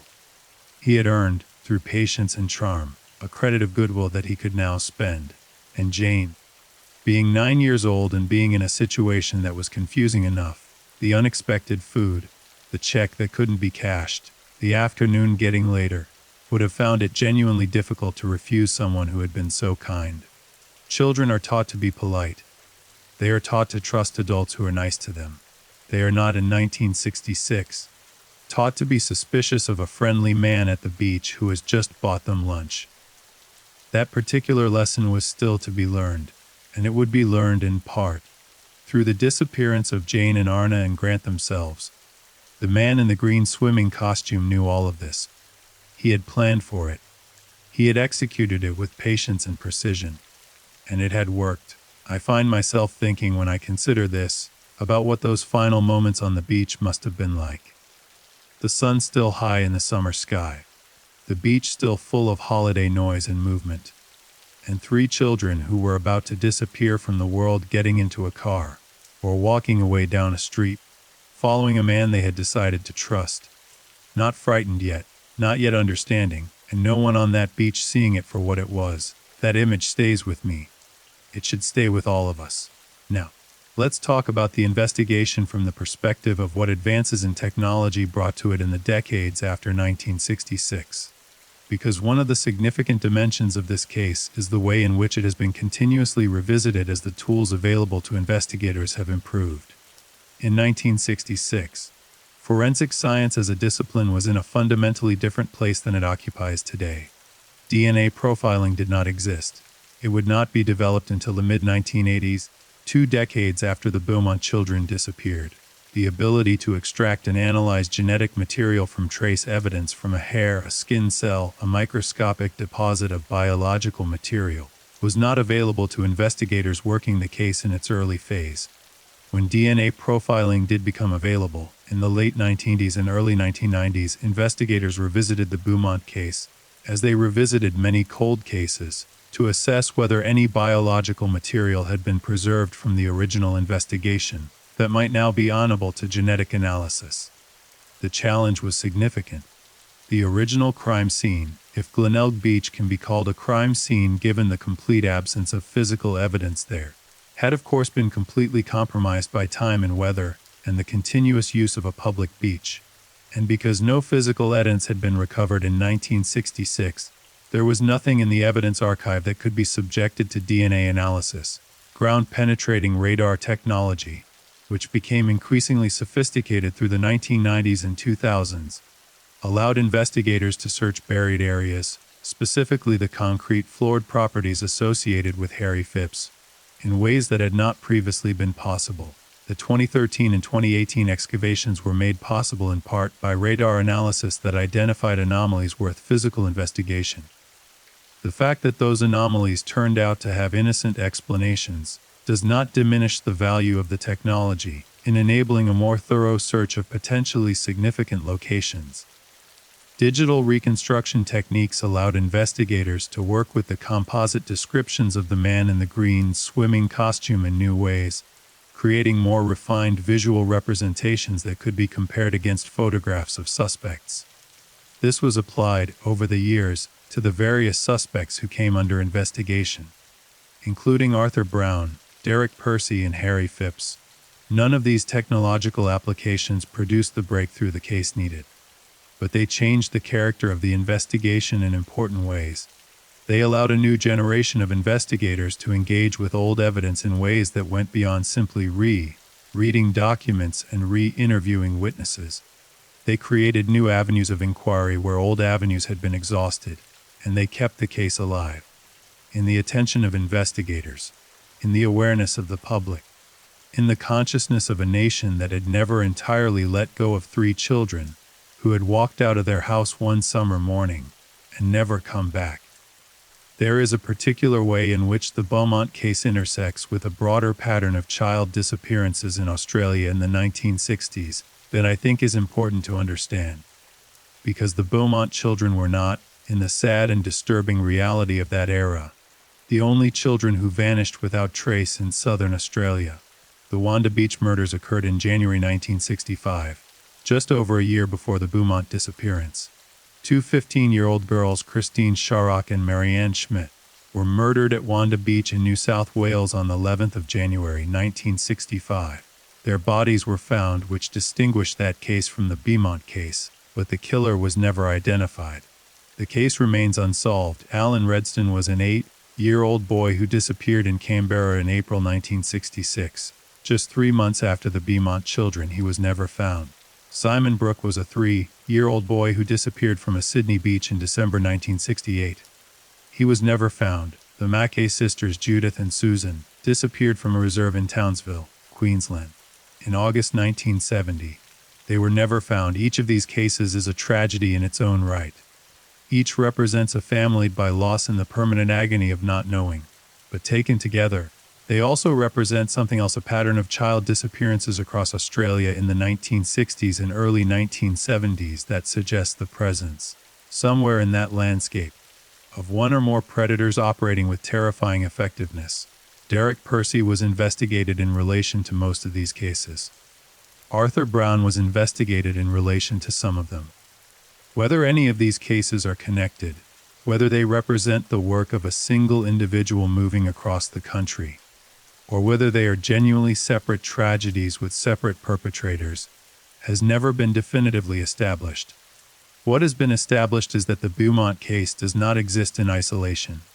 It is part of a darker pattern, a pattern that raises the deeply troubling question of how many children may have been taken by one or more unidentified predators in Australia during this period, and how many families may have spent their lives not knowing, in the way that the Beaumont family spent their lives not knowing, because the same person who took their children also took the children of other families who are now equally as obscure to history. That question does not have an answer. Not yet. Possibly not ever. But it is worth asking, because it expands the frame of this tragedy beyond the specific and particular grief of Jim and Nancy Beaumont, and reminds us that what happened at Glenelg Beach on January 26th was likely not an isolated event in the history of one predator, but one instance of a pattern of violence that stretched across years and states and left behind it a trail of empty bedrooms and unanswered questions and parents who kept lights on in windows long after all reasonable hope was gone. I want to come back now to Glenelg, to the beach itself, because I think there is value in returning to the physical space the story began, in trying to see it clearly and completely, in understanding what it would have been like to be there on that morning. Glenelg Beach sits at the end of a long, straight road that runs directly west from the city of Adelaide, through the flat suburban sprawl of the inner south, past the old tramway that has run along that route since the 19th century, and arrives at the coast with the kind of abrupt finality that seaside destinations always have. The road ends and the beach begins, and then there is just water, the gray-green shallows of the Gulf St. Vincent stretching away to the west, warm and gentle by the standards of the Southern Ocean that lies beyond. On Australia Day 1966 it would have been crowded. Not overwhelmingly so, because the beach is long and the coastline generous, but populated with the particular density of a summer holiday crowd, families with picnic baskets and sun cream, teenagers in groups, men in swimming costumes stretched out on towels, children running at the waterline. The kind of crowd that is simultaneously very public and strangely intimate, because everyone is in some version of undress, everyone is in relaxation mode, and the normal social vigilance that we exercise in more formal environments is lowered. This lowering of vigilance is, I suspect, something the man in the green swimming costume understood and relied upon. A beach is a place where it is not strange to approach people you don't know, where the social barriers that operate in other contexts, the invisible walls between strangers that make it inappropriate to simply sit down beside someone you've never met and begin talking to their children, are partially dissolved by the shared context of sun and water and leisure. He would have known this. He would have used it. He would have approached the children in a way that seemed natural in that setting. Maybe he was already in the water near them and Grant drifted close to him, and he said something funny and Grant laughed, and the ice was broken that simply and that easily. Maybe he helped Arna with something, a sandcastle or a piece of beach equipment, and the conversation grew from there. Maybe it was Jane he approached first, having identified her as the responsible one, the one whose trust he needed most, and having tailored his approach accordingly. However it began, it worked. Within an hour of first contact, or perhaps less, those children were comfortable with him. By midday they were comfortable enough for Jane to go to a post office on his behalf. By early afternoon, they were comfortable enough to leave the beach with him. And then they were gone. I think about the witnesses who were there. The people who saw the man with the children at various points during that morning. The woman who watched them playing in the water.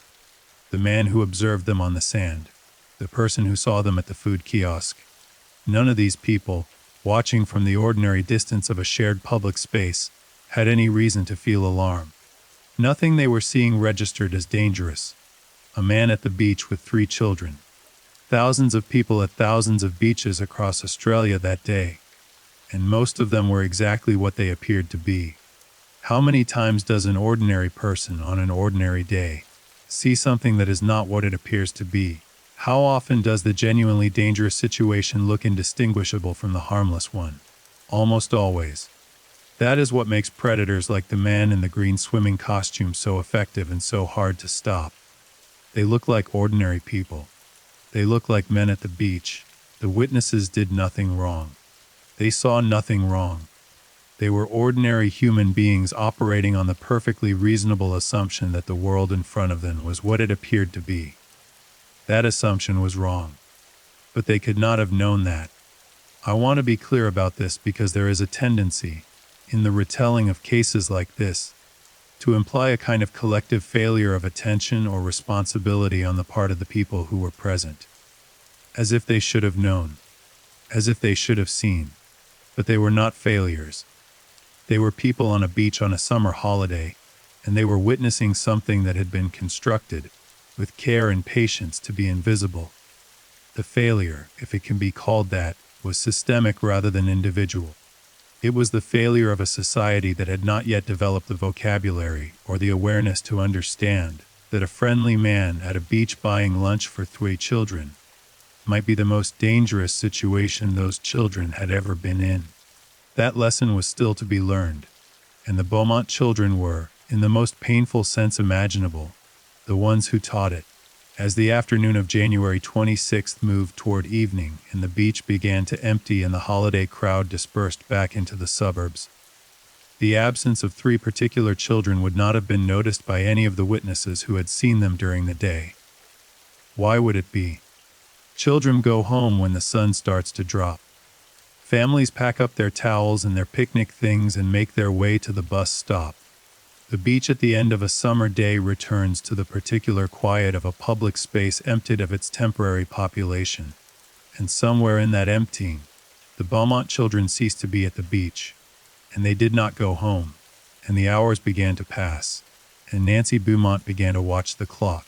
Let's talk about the formal police investigation in more detail now, because I think it deserves examination beyond the summary account I gave in the opening sections.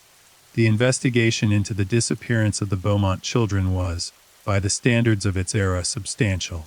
It involved significant resources, multiple investigative agencies, and genuine and sustained effort on the part of the men and women who worked it.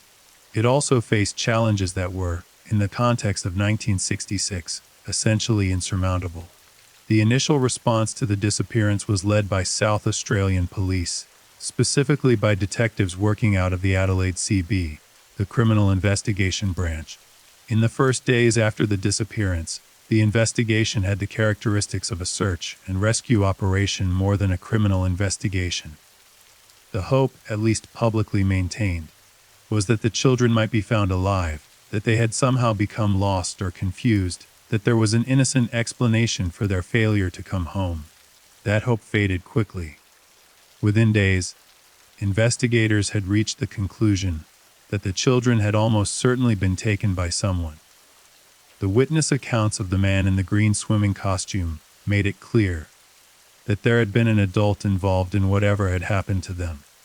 The absence of any trace of them anywhere in the Glenelg area, combined with the check incident at the post office, suggested that they had left the immediate beach area in the company of, or at the instigation of this man.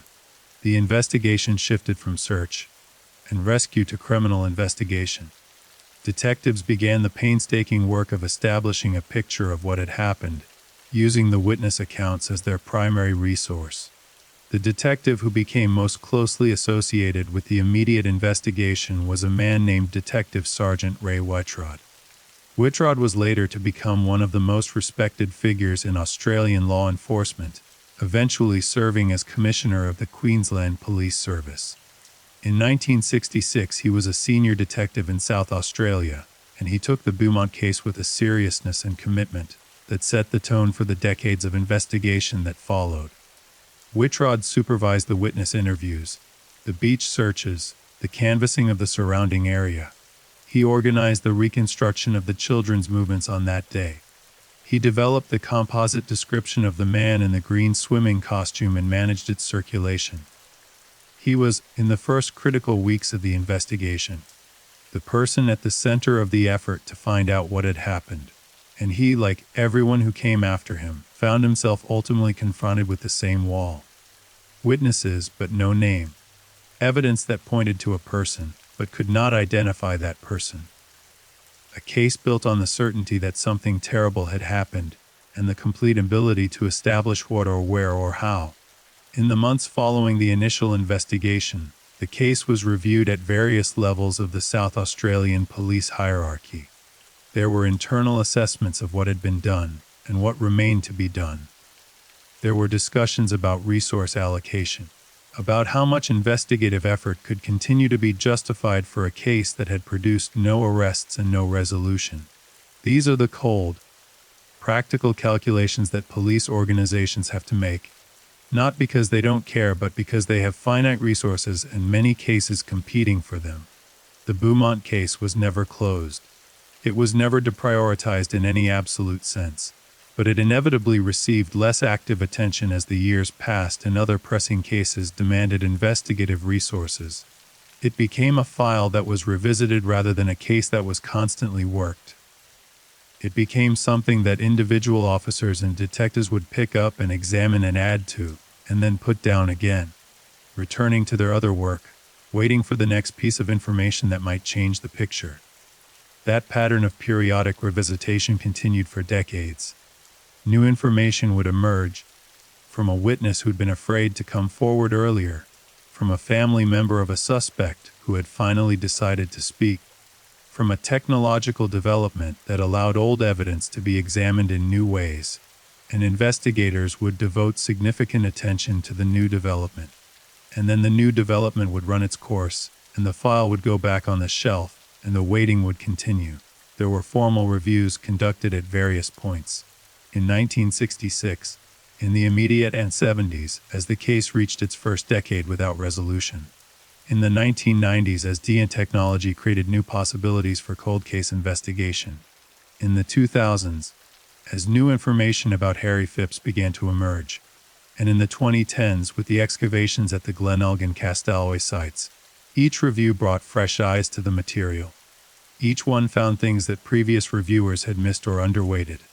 Each one produced new lines of inquiry. And none of them produced the answer. The person who could give the answer. Whether it was Harry Phipps or Arthur Brown or Derek Percy or someone whose name has never appeared in the public record of this case. That person either died with their secret, or is so old and diminished that the prospect of meaningful accountability has long since passed. What the investigation has done over 80 years. It has accumulated witness statements and forensic reports, and interview transcripts and court documents and media reports, and the testimonies of people who claim to know things, and the careful rebuttals of those who evaluated those claims. It has accumulated evidence of what could not have happened, which is in its own way valuable, and theory about what might have happened, and the slow, painful narrowing of the space of the unknown. That narrowing has not produced certainty, but it has produced a picture. Incomplete, full of gaps, but a picture nonetheless. And that picture looks, to most of the investigators and researchers who have spent serious time with this case, something like this. A man came to Glenelg Beach on January 26, 1966, with the intention of approaching children. He was familiar with the beach and its holiday dynamics. He knew how to establish trust quickly with children. He had a specific destination, a property with a degree of privacy, possibly the Glenelg property associated with Harry Phipps. He approached the Beaumont children, possibly because they were the children he encountered that morning, who were most susceptible to his approach. 3 children together without adult supervision. Old enough to be interesting to him. Young enough to be manageable. He spent the morning with them, building the trust he needed. He gave Jane a check, possibly as of inducing the children to travel with him to a different location. When the check could not be cashed, he found another means to get them to accompany him away from the beach. What happened after that is not known. What is known, with terrible certainty, is that the 3 children did not survive it. The absence of their remains after 58 years, in the face of multiple dedicated searches of multiple locations, suggests one of 2 things.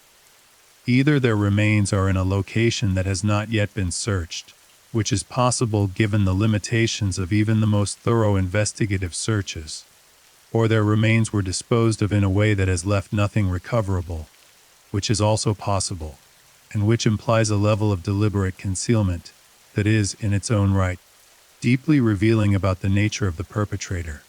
Either way, the Beaumont children are not coming home.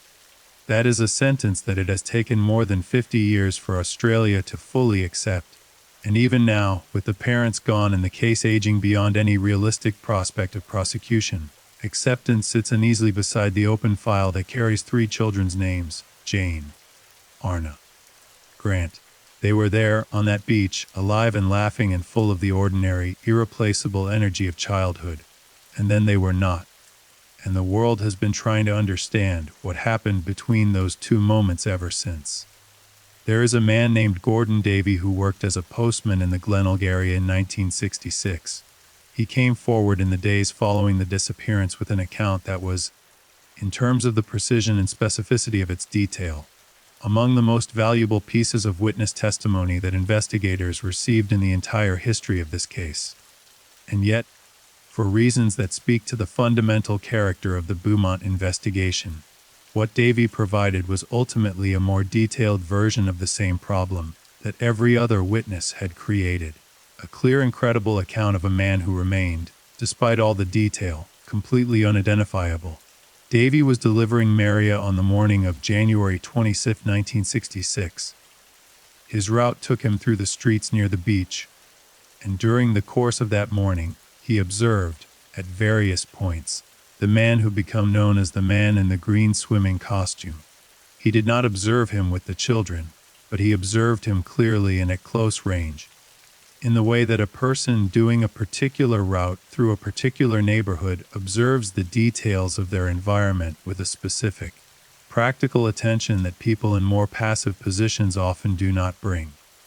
What Davey described was consistent with the other witnesses in its general outline, but more specific in some of its particulars. He confirmed the height, the build, the light-colored hair. He placed the man in a location that was consistent with the broader picture of the morning. And he described something about the man's bearing, his demeanor, his manner of moving through the world, that added a dimension to the composite picture that pure physical description could not fully capture. The man, Davey said, had the quality of someone who belonged where he was. He did not seem out of place. He did not have the self-consciousness of someone doing something unusual. He moved through the beach environment with the ease of a person going about a completely ordinary day. That quality, the quality of belonging, of normality, of someone who could be completely invisible in a crowd, because he looked exactly like what he was pretending to be, is one of the most telling details in the entire account. It is what distinguishes the organized predatory offender from the disorganized impulsive one. The organized predator invests in appearing normal. He practices it. He cultivates it. He makes appearing ordinary his primary skill, because it is the skill that makes everything else possible. The man in the green swimming costume was extraordinary at appearing ordinary. Gordon Davy looked at him on that morning and saw someone unremarkable. A man at the beach on a summer holiday. He followed the observation in the casual, barely conscious way that we file most of what we see in the course of a day, without immediate relevance, without urgency, without the alarm that have made it memorable in the moment. It only became memorable afterward, when the context changed, when the children failed to come home, and the question of who had been at that beach became the most important question in the country. And by then, of course, the man was gone. In the decades that followed the disappearance, investigators paid particular attention to what I would call the geography of the case, by which I mean the physical space of Glenelg and its immediate surroundings, the routes that could be taken from the beach to various nearby locations, the properties and buildings that existed in 1966 within a radius that would have been accessible by car or on foot from the point at which the children were last seen. This geographical focus intensified dramatically once Harry Phipps became a person of serious interest. Because Phipps was not simply associated with the Glenelg area in a general sense, he had a specific property there. A property that was within walking distance of the beach. A property that had, according to his son Hayden's testimony, received 3 unexpected child visitors on the afternoon of January 26, 1966. Let's spend some time with the Phipps property and with what Hayden Phipps actually said, because I think the details of his account are important and are sometimes glossed over in the broader summary of the case. Hayden Phipps was born in the late 1950s, which would have made him approximately 7 or 8 years old in January 1966. He was a child in that house on that afternoon. He was present when, according to his account, his father brought 3 children to the property. His memory of this event, as he described it publicly decades later, was of 3 children who were in the house or on the property for a period of time that afternoon. He described their general appearance in terms that were consistent with the Beaumont children, though he was careful, as people who have given this kind of testimony tend to be careful, to frame what he was saying as a memory and not as a certainty. He had been 7 or 8 years old. The memory was more than 40 years old by the time he first spoke about it publicly. He was not claiming to have known, in the moment, that these were the Beaumont children. He was claiming to remember seeing 3 children who were not his siblings at his family's property on a day that was significant enough in Australian history to create a stable reference point for his recollection. He also said something about his father that goes beyond the specific memory of that afternoon. He described Harry Phipps as an abusive man, as a man who had sexually abused members of his own family, as a man whose interest in children was of the most dangerous and predatory kind. This was not a description offered lightly by any measure. It was a son describing his father in terms that are, in any context, extraordinarily painful to articulate, whatever Hayden Phipps's motivations were for coming forward, and there is no evidence to suggest they were anything other than genuine. The act of publicly describing a parent in those terms represents a significant personal cost, and his description as father aligned, in important ways, with the profile that investigators had constructed over decades of the person they believed was responsible for the Beaumont disappearance. A man with means, a man with local knowledge, a man with a property in Glenelg, a man whose relationship with children was not what it appeared to be from the outside. Harry Phipps had been, by most public accounts, a reasonably successful businessman. He had held positions in local industry. He had been involved in various commercial enterprises in the Adelaide area. He had presented, to the outside world, the unremarkable face of a mid-century Australian man of business, respectable, ordinary, belonging, and behind that face, according to his son, was something else entirely. The challenge for investigators was the same challenge they always faced in this case. Hayden Phipps's testimony was credible and significant. It was not, by itself, sufficient memory. Even genuine memory can be mistaken in its specifics. The children he remembered seeing might have been children who had the Beaumont case. The timeline might be slightly off. The context might be differently shaded than he recalled. None of this is a criticism of Hayden Phipps. It is simply the reality of relying on a 40-year-old memory of an 8-year-old child's observation as the primary evidentiary basis for connecting a dead man to one of Australia's most significant unsolved crimes. Investigators needed something more. They needed physical evidence. They needed the remains of the children, or their clothing, or some biological trace that could be forensically connected to the Phipps property. And as we know, the searches did not provide that. But there is one further detail about Harry Phipps that I think is worth considering in its full implications. It concerns not just the Glenelg property, but the man's broader life, his movements, his habits, his known behavior, and the way in which those things taken together created a profile that investigators found deeply concerning. Harry Phipps was known, in the circles of people who had known him personally, to have had an interest in children that was not appropriate. This was known in the way that these things are sometimes known within communities, as a kind of half-acknowledged, poorly articulated unease, a sense that something was wrong without the specific vocabulary or the social framework to name it clearly. In the mid-20th century, the concept of the pedophile as a specific category of offender was not yet a part of the mainstream public discourse. The understanding of grooming as a deliberate process, of child sexual abuse as a systemic crime rather than an isolated aberration, had not yet been developed in the way it has been in subsequent decades. What this means, in practical terms, is that people who might today recognize and respond to Phipps's behavior as dangerous warning signs would, in 1966, have experienced it as a vague and nameless discomfort.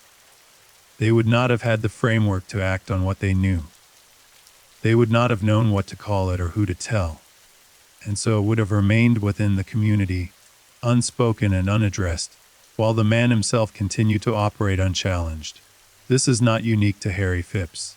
It is a pattern that has been documented in case after case of child sexual abuse across the mid-20th century. Men who operated openly within communities, who were sometimes well-liked or respected in their public roles, who were known privately to be unsuitable around children, who nevertheless continued to have access to children because the social mechanisms for identifying, naming, and responding that threat did not yet exist in a robust form.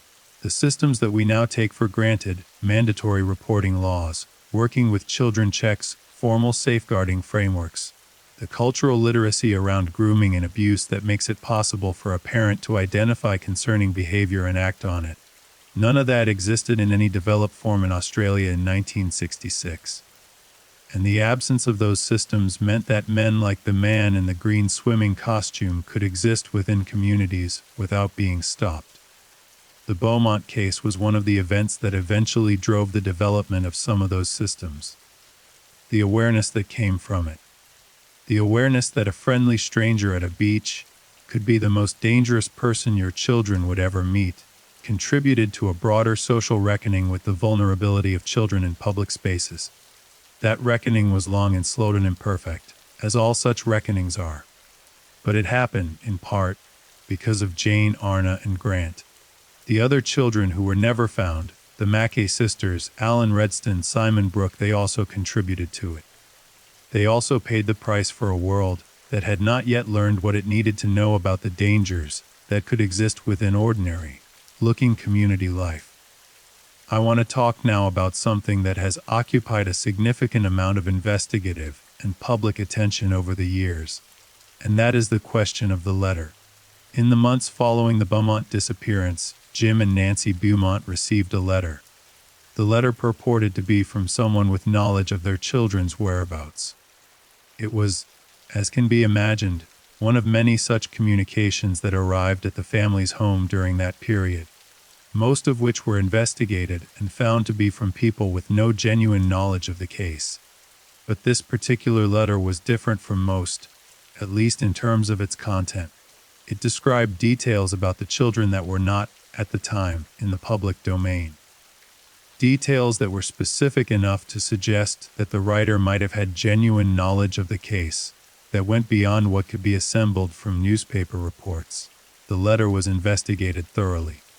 The question of whether it was genuine, or whether the details it contained were the result of an unusually perceptive reading of available information, was debated seriously by investigators.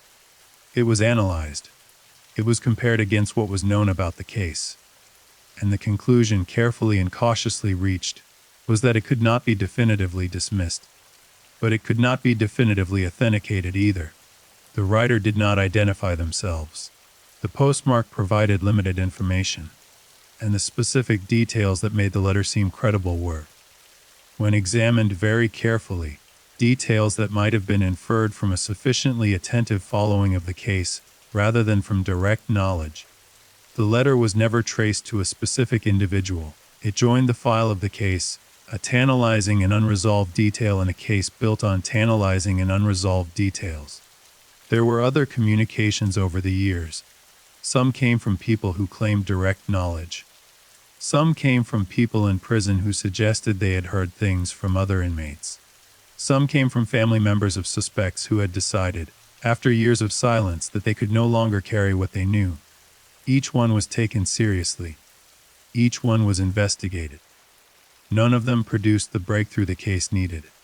The false confessor dimension of this case is worth examining more closely, because it reveals something important about the psychology of major unsolved crimes, and about the particular burden that the Beaumont case placed on the city and community in which it occurred. In the months and years following the disappearance, a number of men presented themselves to police claiming to be responsible for what had happened to the children. Some of these individuals were local. Some came from interstate. Their motivations varied. Some appeared to be genuinely disturbed individuals for whom claiming responsibility for a notorious crime represented some form of psychological relief or significance.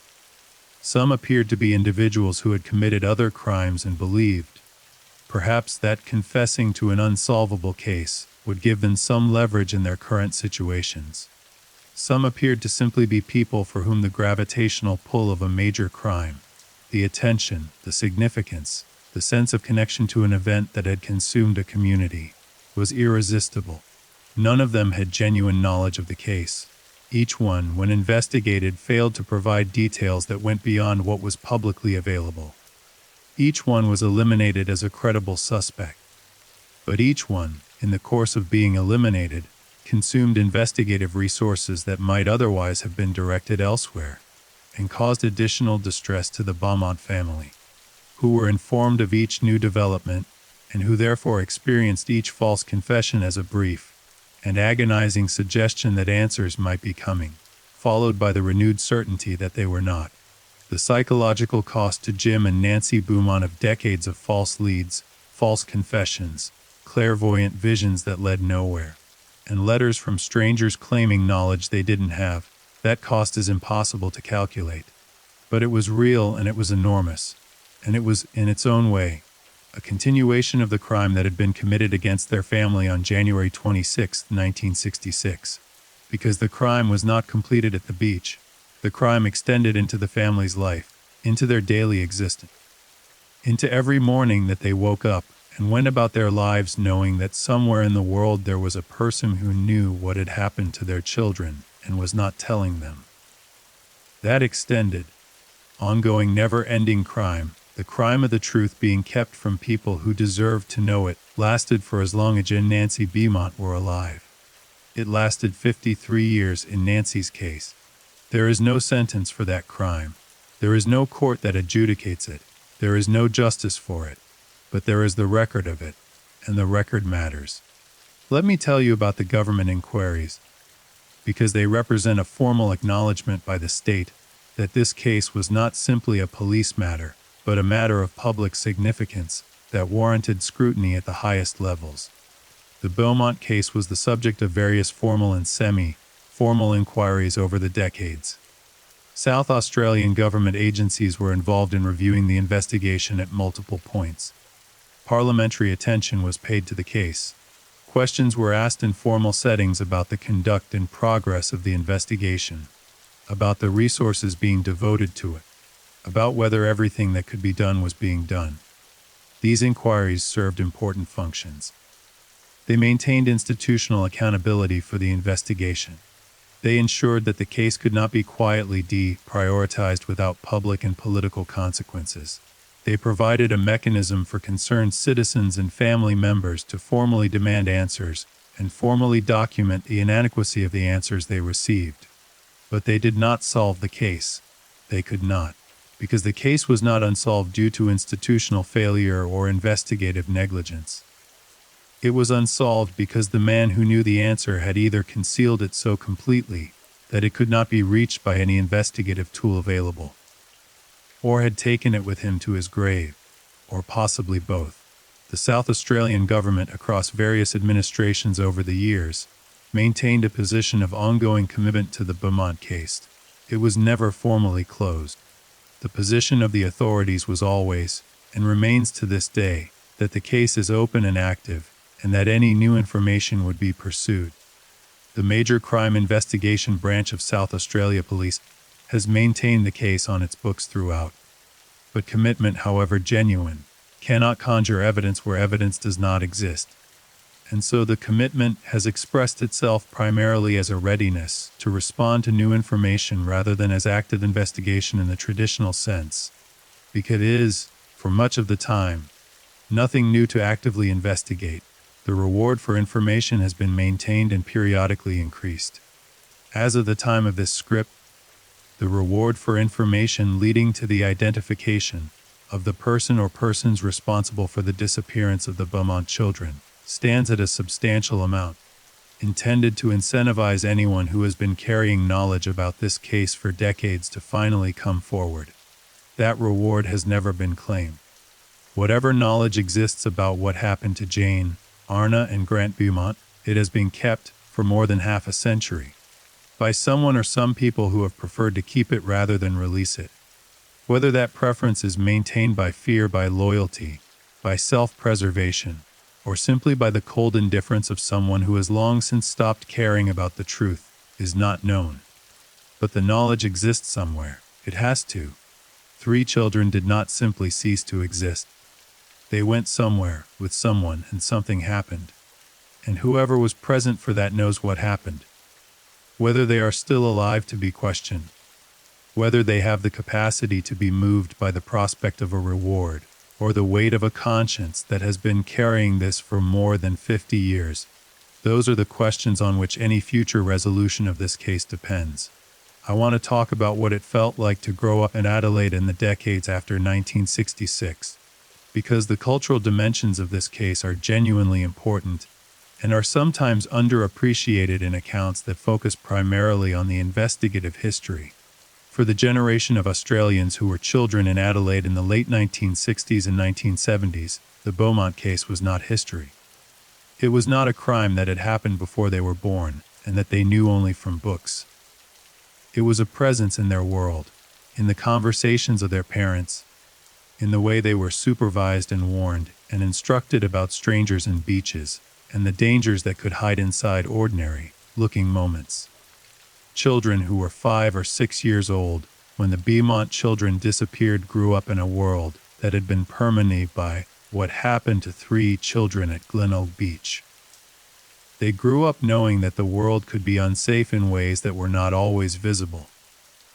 They grew up with parents who were more watchful and more anxious than their own parents had been, who held hands more firmly at the beach, who watched the water and the sand with a vigilance that had not been necessary with January 26, 1966. And those children, grown into adults, passed the story on. It became part of the informal education of growing up in South Australia, part of the folklore danger that every generation passes to the next.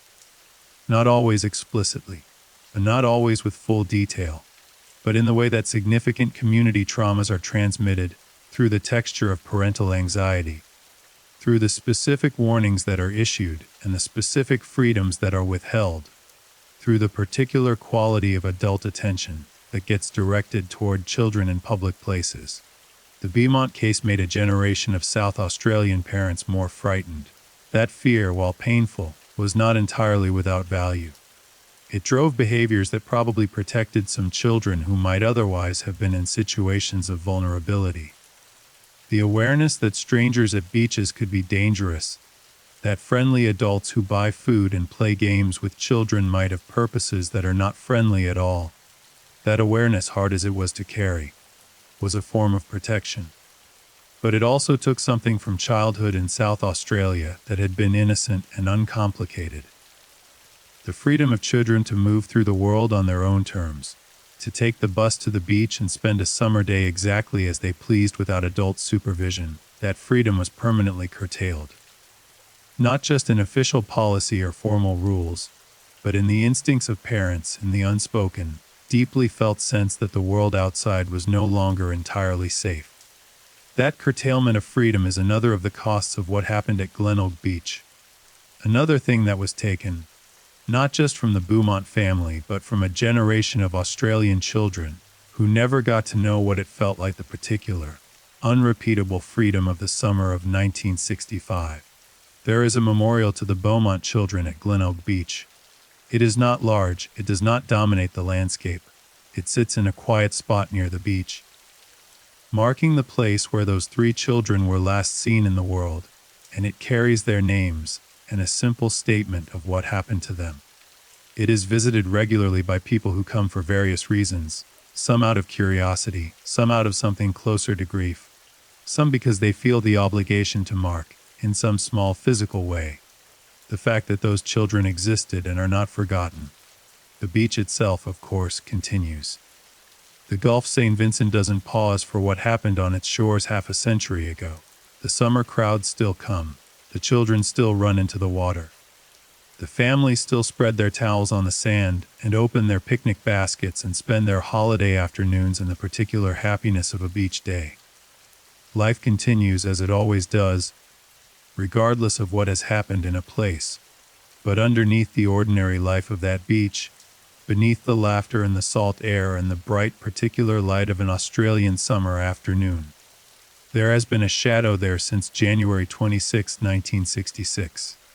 Anyone who knows the story of the Beaumont children, and in Adelaide almost everyone knows the story, cannot stand on that beach without feeling it, cannot watch a child run into the surf without, somewhere at the back of their awareness, thinking about 3 other children who ran into the same surf on a morning that began just like any other and ended in a way that should never have been possible.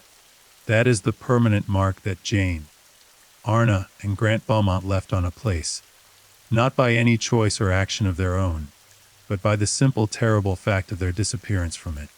They should have come home. They should have grown up. They should have had lives, full and ordinary and completely their own, in which that summer morning at Glenelg Beach was just a nice day they had once when they were kids, a day they might have told their own children about, a happy memory from a time when the world was simple, and the sun was warm when the water was cold and everything was fine. They should have had all of that. They did not get any of it. And the person who made sure they didn't, whoever that person was, has never been made to account for it. Let's keep going. Because there are still things to tell. There are still threads in this story that we haven't fully followed. And those threads lead, in some cases, to places that are deeply disturbing, and in others, to places that carry within them a kind of desperate, fragile, possibly futile but nonetheless genuine hope. In the years following the 2010 Castleaway excavation, the Beaumont case entered what you might describe as a period of recalibration. The failure of the excavation to produce physical evidence was a significant blow to the Phipps theory, not a fatal one, as I discussed earlier, but significant nonetheless, and it prompted investigators and researchers to reconsider the totality of what was known about the case and to think carefully about what, if anything, had not yet been adequately explored. One of the dimensions of the case that began to receive renewed attention in this period was the question of whether Harry Phipps had acted alone. Because the logistics of what would have had to happen on January 26, 1966, the approach at the beach, the hours of engagement with the children, the transport from the beach area, the management of 3 children, including a 4-year-old, to a secure location, the subsequent concealment of 3 children in a way that left absolutely no trace. That is a significant logistical challenge for a single individual. Could one person have done all of that? Possibly. Calculating predator who had clearly spent time planning his approach would presumably have also thought through the logistics of what came after.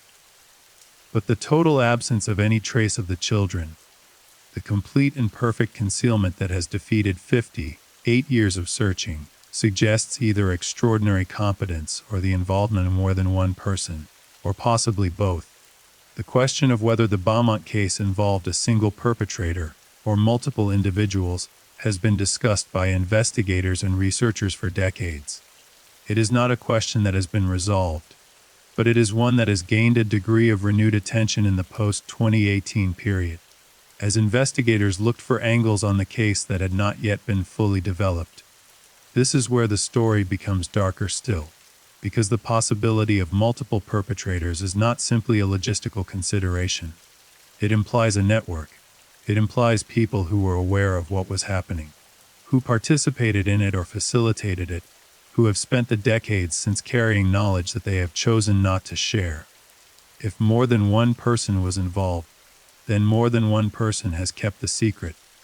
For 58 years, that is a particular kind of horror. Not the horror of a single monster committing a single act of violence. The horror of complicity, of a circle of silence maintained across a lifetime by people who chose, day after day, year after year, to say nothing. Whether that circle exists is not known. Whether it ever existed is not known.